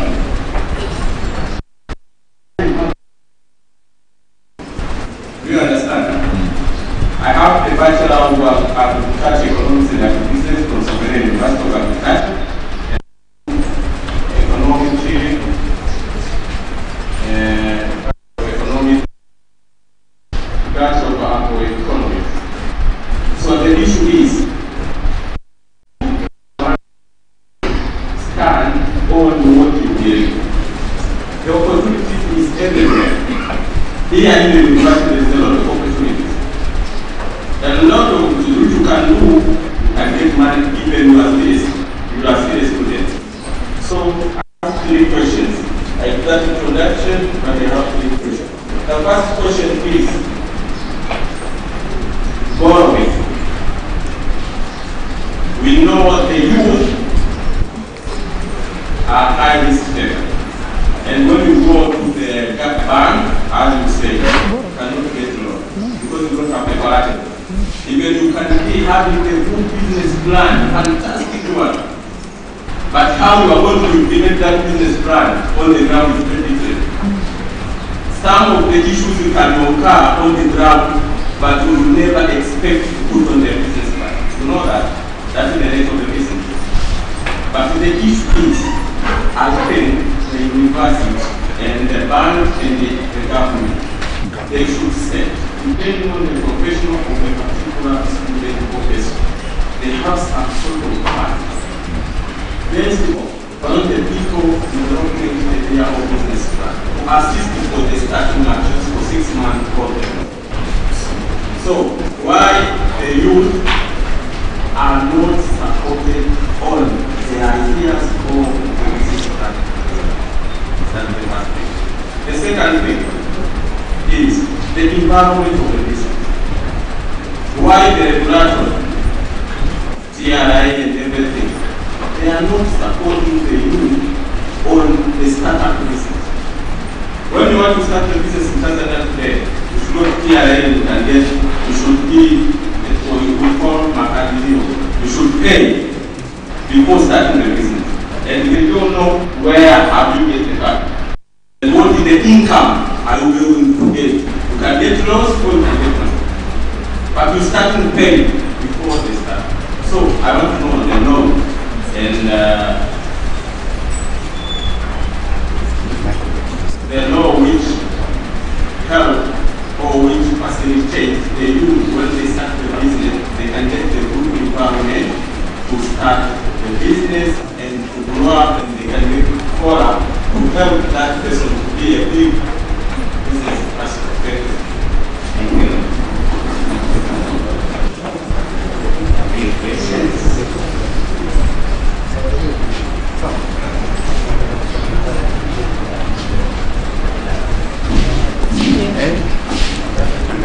Assalamu alaikum wa rahmatullahi wa barakatuh.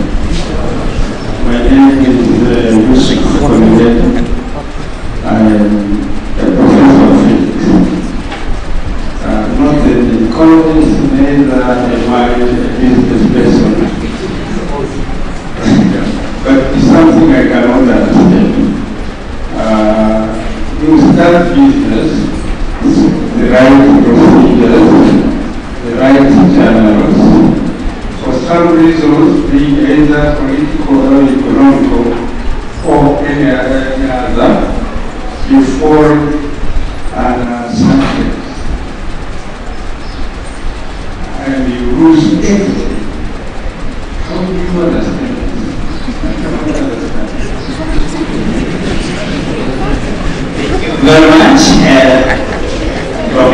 Thank you very much, Professor.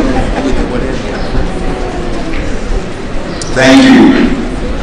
The only person I know who's fallen under sanctions is Vladimir Putin.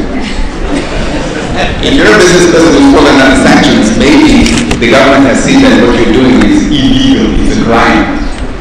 Otherwise, business failures come in all shapes and sizes. And I might have spoken to them quite a bit. Don't borrow too much because you don't own that business, the backbone owns it. Understand your plan, or as the name said, make a plan and work your plan. I mixed it up. Plan your work, plan your business, and work your plan. To be good, have a plan and work your plan. Discipline, etc. Let me speak together. The idea, there was an interesting question. He said, where do you get ideas? Where do ideas come from?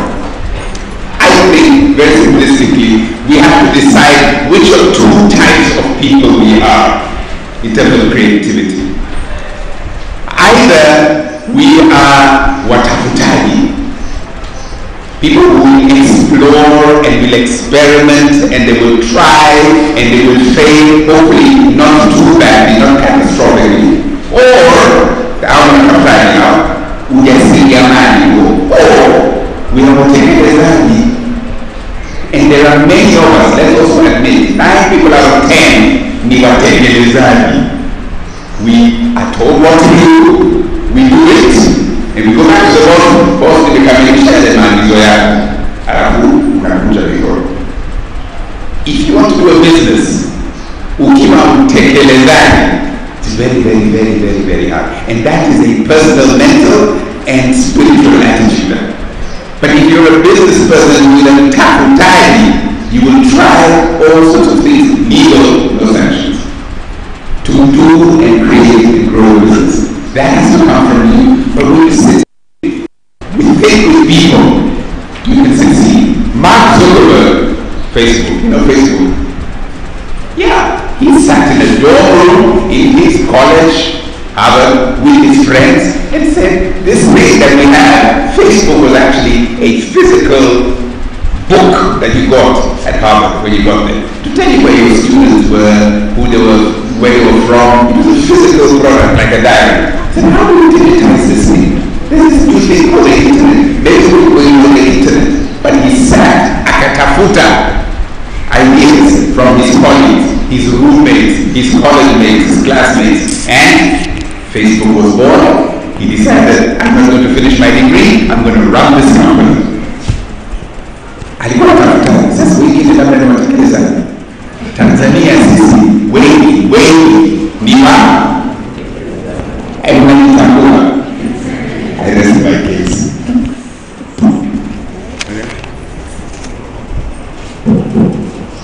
Kama nielewa vizuri, kuna mmoja alisema what's the right or wrong idea, something like that. If you look globally kwenye hizi innovative initiatives, people coming up with super ideas and so on and so forth, Facebook being one of them. The rule of thumb is out of 12 ideas, only one succeeds. The 11 fail, but the one makes enough money to cover for the other. So venture capitalists, when they go to invest, they know venture capitalists because that is their business. Their business is to find these small businesses and invest in, and sometimes they lose, sometimes they win. But they know out of 12, there will be one super winner that will write off the losses of the other 11. And they know from day one that the 11 will lose. So you have one successful idea out of 12. That's global, and that is what happened. But if you look at, Silicon Valley and other initiatives in France, in Asia, etc., etc. Recently, for example, when I say recently, in the last 3-4 years, Snapchat, which I don't use, was coming up with a platform. I know a very rich, one of the probably 50 richest people in the world who invested in Snapchat.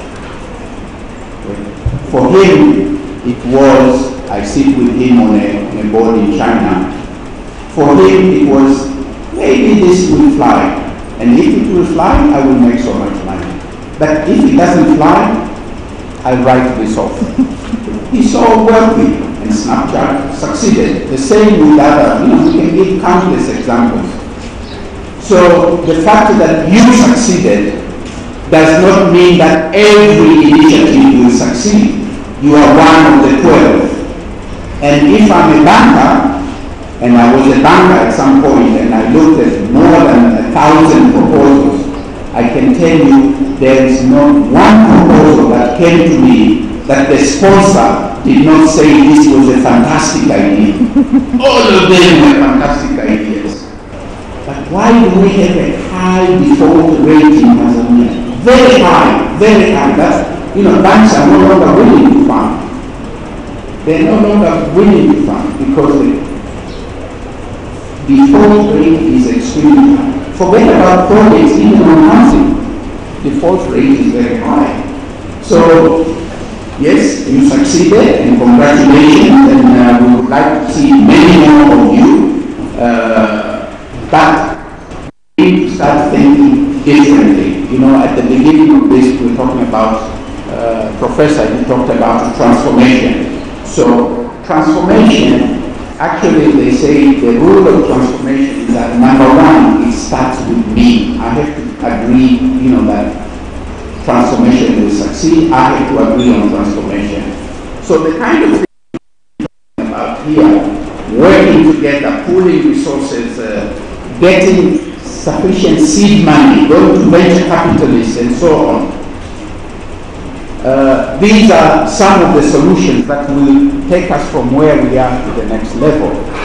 Recently, I think it was in October, the Tanzania Startup Association issued a report, and I'm sure some of you have access to that report.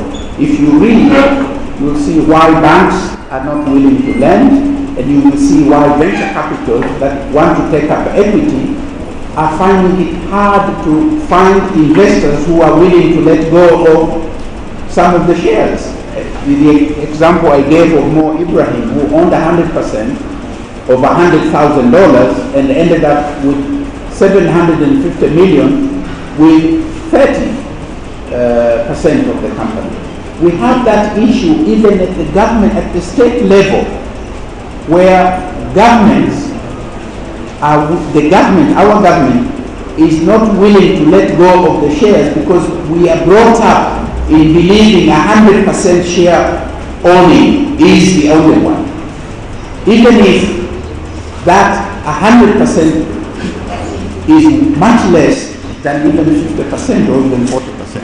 So we think of hii kampuni yangu bwana, as opposed to say hii ni kampuni yetu, but actually it's worth 10 times more. We have to cross that barrier.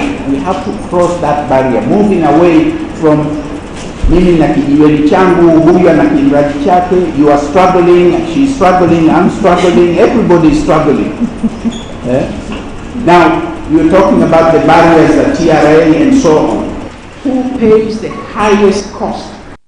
It's the small and medium enterprises. The big companies, they can afford to have a lawyer, they can afford to have somebody going to TRA on a daily basis, they can afford to have somebody going to OSHA, etc., etc. The small businesses, they just know how to run their businesses. Okay? They don't have these people who can interact with all these agencies. But if you pool resources, then you can help each other in addressing these issues. Thank you very much. First of all, what I just said is two kinds of people in the world. I should agree with you. And then he said it's the people, and I said, no, those are not the two. I thought he was going to say there's two kinds of people. There are business people and there are non-business people. So I think I'm not a business person at all. So what I'm trying to get across is that it is true, these businesses need to be created, but we may not all have that entrepreneurship drive and spirit, and it's okay, but in whatever capacity that you do have, the message is to do it well and to go beyond. So, I don't know what it is, do it well and go beyond. Okay. The other question was where do ideas come from? I'll just take a little bit from my social anthropology background, which is we are encouraged to look beneath what we see. Use your senses. Observe. Listen to what people are talking about. Look at the trends. What's going on in reality? Why are people behaving this way? Why are people buying this and not this? Is it because it's the only product that's there?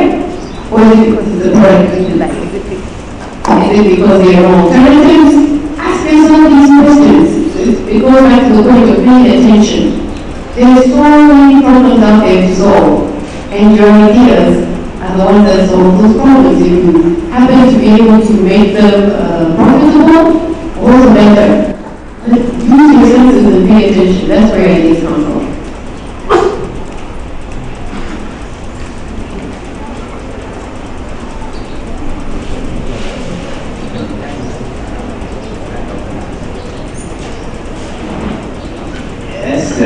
Ask the three questions. Bring it to the point.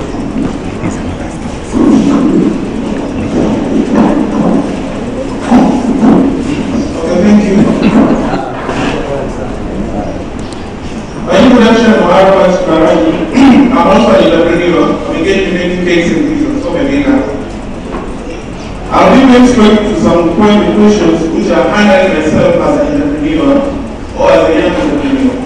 The first thing is the issue of fighting taxes. It has become fighting taxes. Taxes. The issue of terrorism wherever. When I started my business, this was the biggest thing I faced.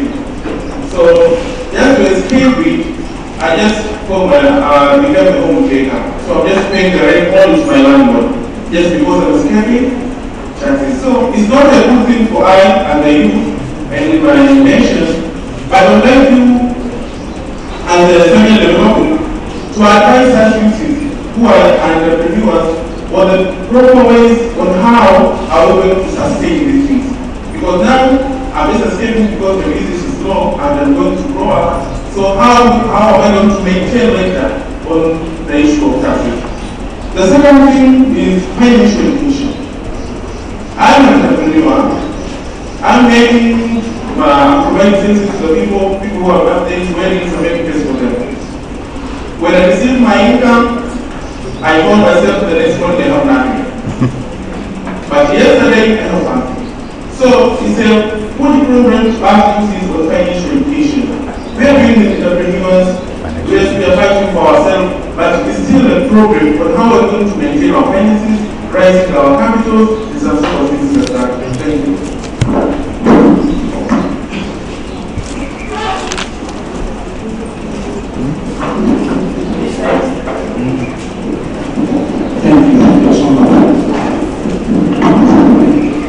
Maybe I don't understand. So I want to ask you a question. I want to start a business, but can you start a business without a capital? If yes, what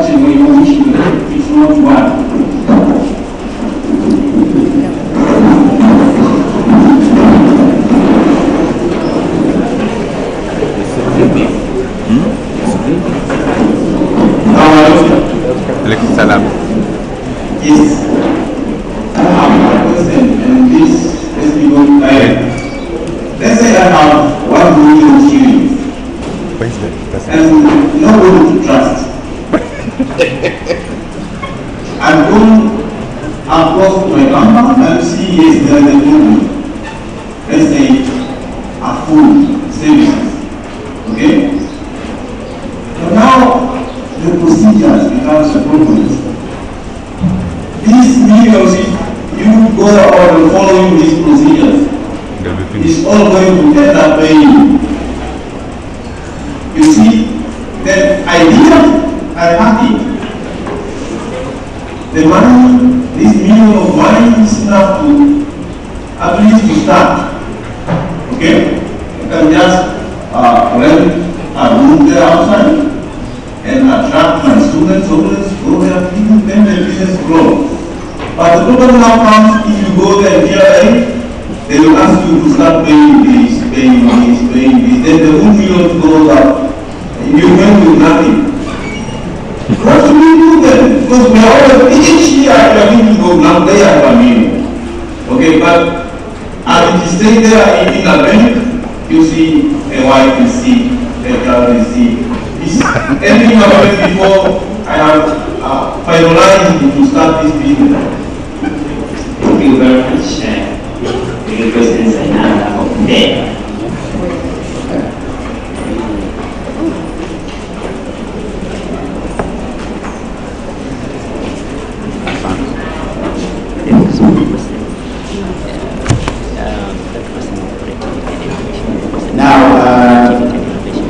I thought it was very clear when we were being introduced that we were being introduced as individuals, and if you look at where we work at the moment, including, the fact that I'm chairman of UNESCO, we are actually not representing the government here. So there are issues that we would not be able to address because we are not here as spokespeople of the government. That's probably important to note. Now, in his presentation, and if I remember correctly, and at this age, memory fades very quickly. But if I remember correctly, Aidan was saying taxes here, we are collecting something like 15%, something of that order, 15% of GDP. If you go to other countries, Scandinavia, China, etc., they are collecting about 40%. Now, the reality is, kuna watu wengi sana hawalipi kodi nchi hii, ndio maana it's 15%. And if we were all being honest, if we were all, operating with integrity, if we all moved away from the informal sector, then, and only then, hizo tax rate zinaweza kurudi, kwa sababu the amount collected would increase. The government is under a lot of pressure to generate revenue, to fund the development projects, to fund the 2 million new babies every year, to fund, I can go on and on and on. But a lot of us are cheating the government. And that's not good. I'm not encouraging you to do it. And I know it's expensive. When we were at ICF, we looked at this. When we were at the big results now, we looked in the agri sector. At the time, 2014, we did an analysis. In 2014, I don't know whether it is still the situation. Taxes, levies, fees, other charges. There were 33 different kinds of charges to a farmer. And I remember having this conversation with the then President Kikwete, that look, you are killing the farmers, right? So that's was then. I don't know whether they are less than 34, but definitely there must be more than 10. So we need to move away from that. But that will happen simultaneously as people begin to abide, people begin to pay rent. Nema is not a business person, she's a consultant. right? She has to pay taxes. Last week, she spent 5 hours at TRA, and she was explaining to us as we were driving from Dar es Salaam how some of those people were saying, actually it's easier to cheat than to come and pay. But she was willing to stay there for 5 hours and pay her dues. The more of us that are willing to pay, it'll be easier for TRA and the government in the future to look at the rates and reduce them.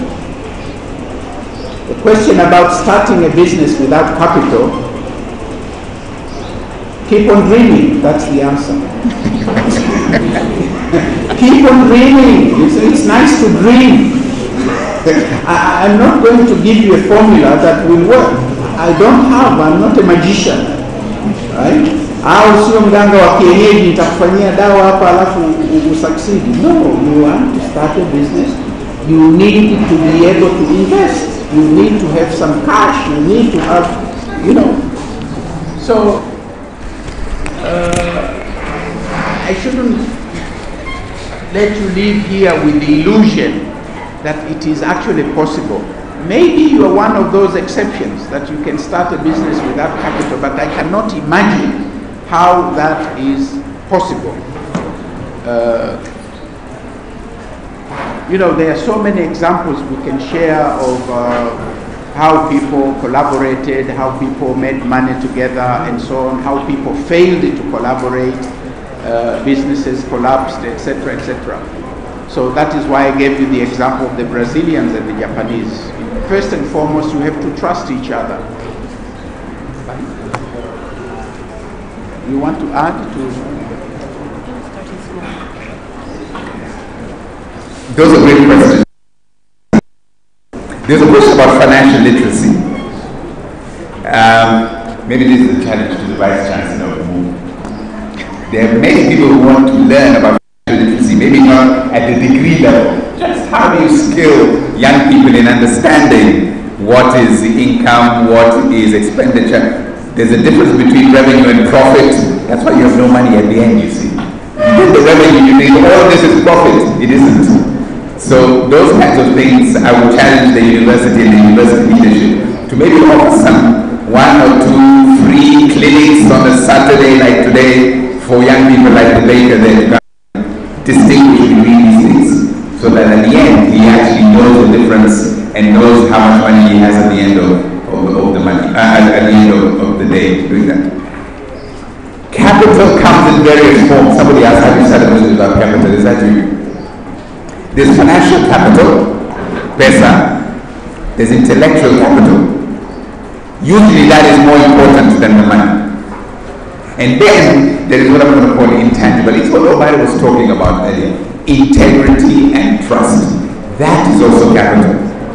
If you have a lot of brilliant ideas, you even have the money, but you don't trust people, that capital will be gone very quickly.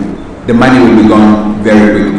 But you have to be able, if you have no money, but you have a great idea and you have integrity, also you have to be able to convince others. There are people with money who want to invest. They are there. Convince them.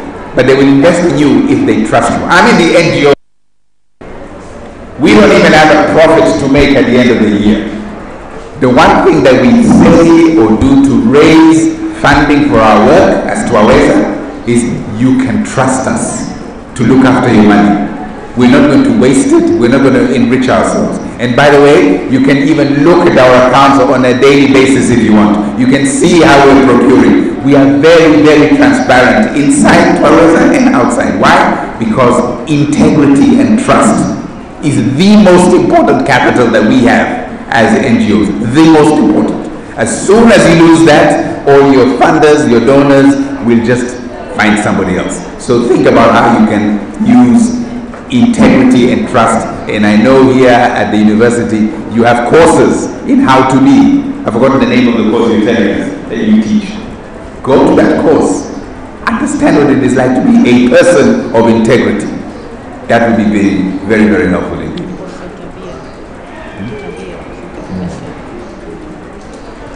I think the only thing I'd like to add to all of that is think big, think bigger than yourself, which is good, but don't try to complete that whole vision in such a short space of time. So have a big vision, but eat your elephant one bite at a time. So don't, you have a $1 million business, don't expect that you're going to get $1 billion today. Start small, pilot, test ideas, concept, and then look for more funding. Sorry, I have one final thing, and this is what we're doing, not just business people. My appeal as members of civil society, we also have to be citizens. Unajua wananchi, I'm saying it the first time. Nchi hii yetu.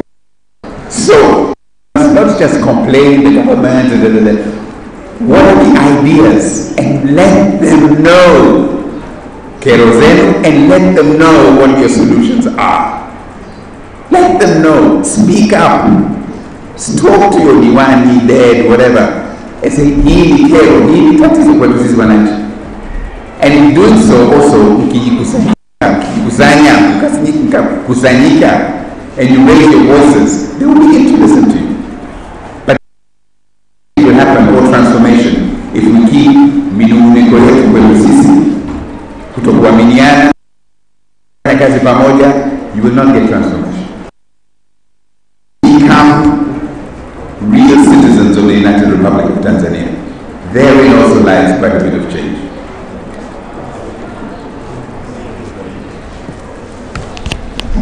As you know, I'm quite old now, so I want to rush. So before I need to go to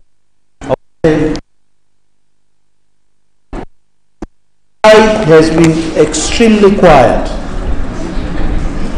And it tells something in terms of our confidence and ideas that we may be having. So in terms of what we're going to do from now is engage you more. So inshallah, as one of the ideas from here is we need to organize a separate session for the ladies alone. And of course we'll have ladies on this side and then you can engage more. Other than that, I think there were some questions here that best answered by the government. And as said by my brother, we don't have representation from the government here. No people from TRA, so maybe we need to do that. But in terms of what we're going to do, and this is an idea we had 2 weeks ago, very quickly we're going to start a center of innovation here, and we can all come together and see. We'll have an expert, and of course we're going to go back to these people to see if we can get some ideas for venture capitalists to come in here. Morogoro is an agriculture area, maybe that is an area we're going to go into, and hopefully we are going to improve as business people going forward. Other than that, I don't have anything else to say except to welcome Professor Njozi here to close the session. Before that, I want to say thank you very, very much, everybody, our presenters from Dar es Salaam, for making the time to come here. Extremely generous people, and hopefully this is not going to be the last. We'll continue to engage, and as you see, these people will need you in the future, and hopefully you'll accept to come back here, inshallah. Professor Njozi, you have the floor. I need to go.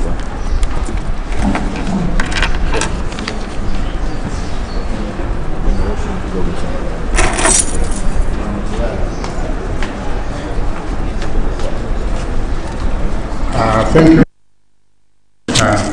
Assad.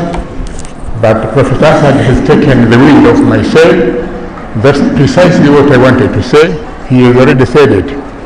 I hope, first of all, on behalf of the Muslim University of Morogoro community, let me take this opportunity to thank our speakers.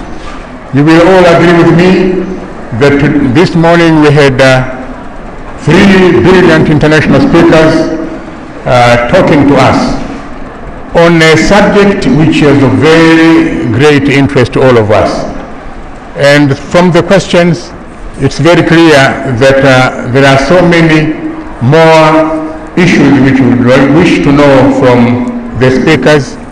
So let me first thank all of you for taking the trouble to come all the way from Dar es Salaam to Morogoro and talking to the young and the youth, men and women.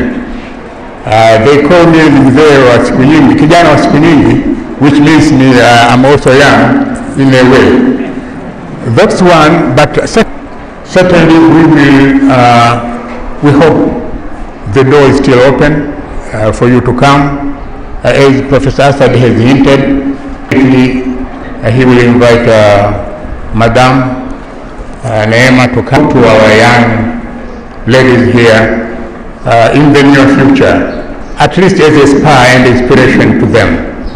And so with these few remarks, let me thank you all for coming, and this marks the end of the third MOOM Executive Development Seminar Series for today. Assalamu alaikum wa rahmatullahi wa barakatuh.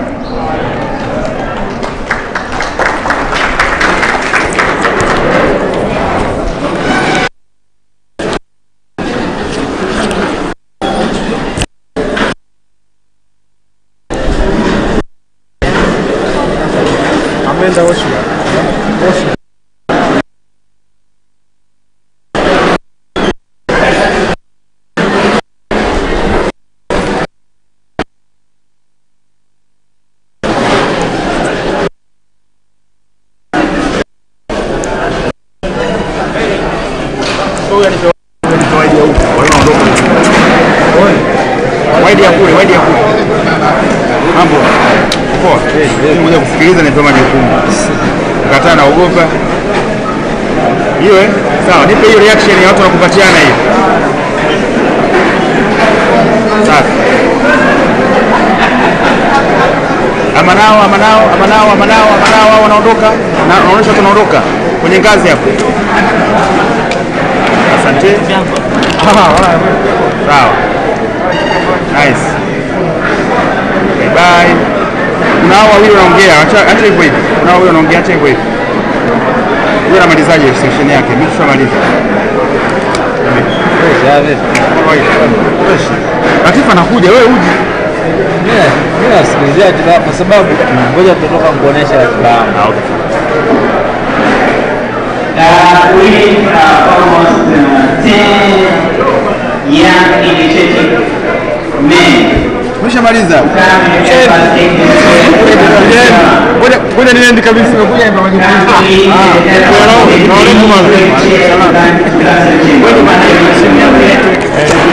Mimi niko na cheki hapa. Nilikuwa Arusha kuna cheki. Watoto wa kiume naomba tusaidie kwa mimi. Tupeleke cancel cheki. Watu tuongee kama kuwa. Tuongee kama kuwa. Tuongee kama kuwa. Ngoja jamaa. Ngoja twende. Naende. Mama, umezingua mjinga.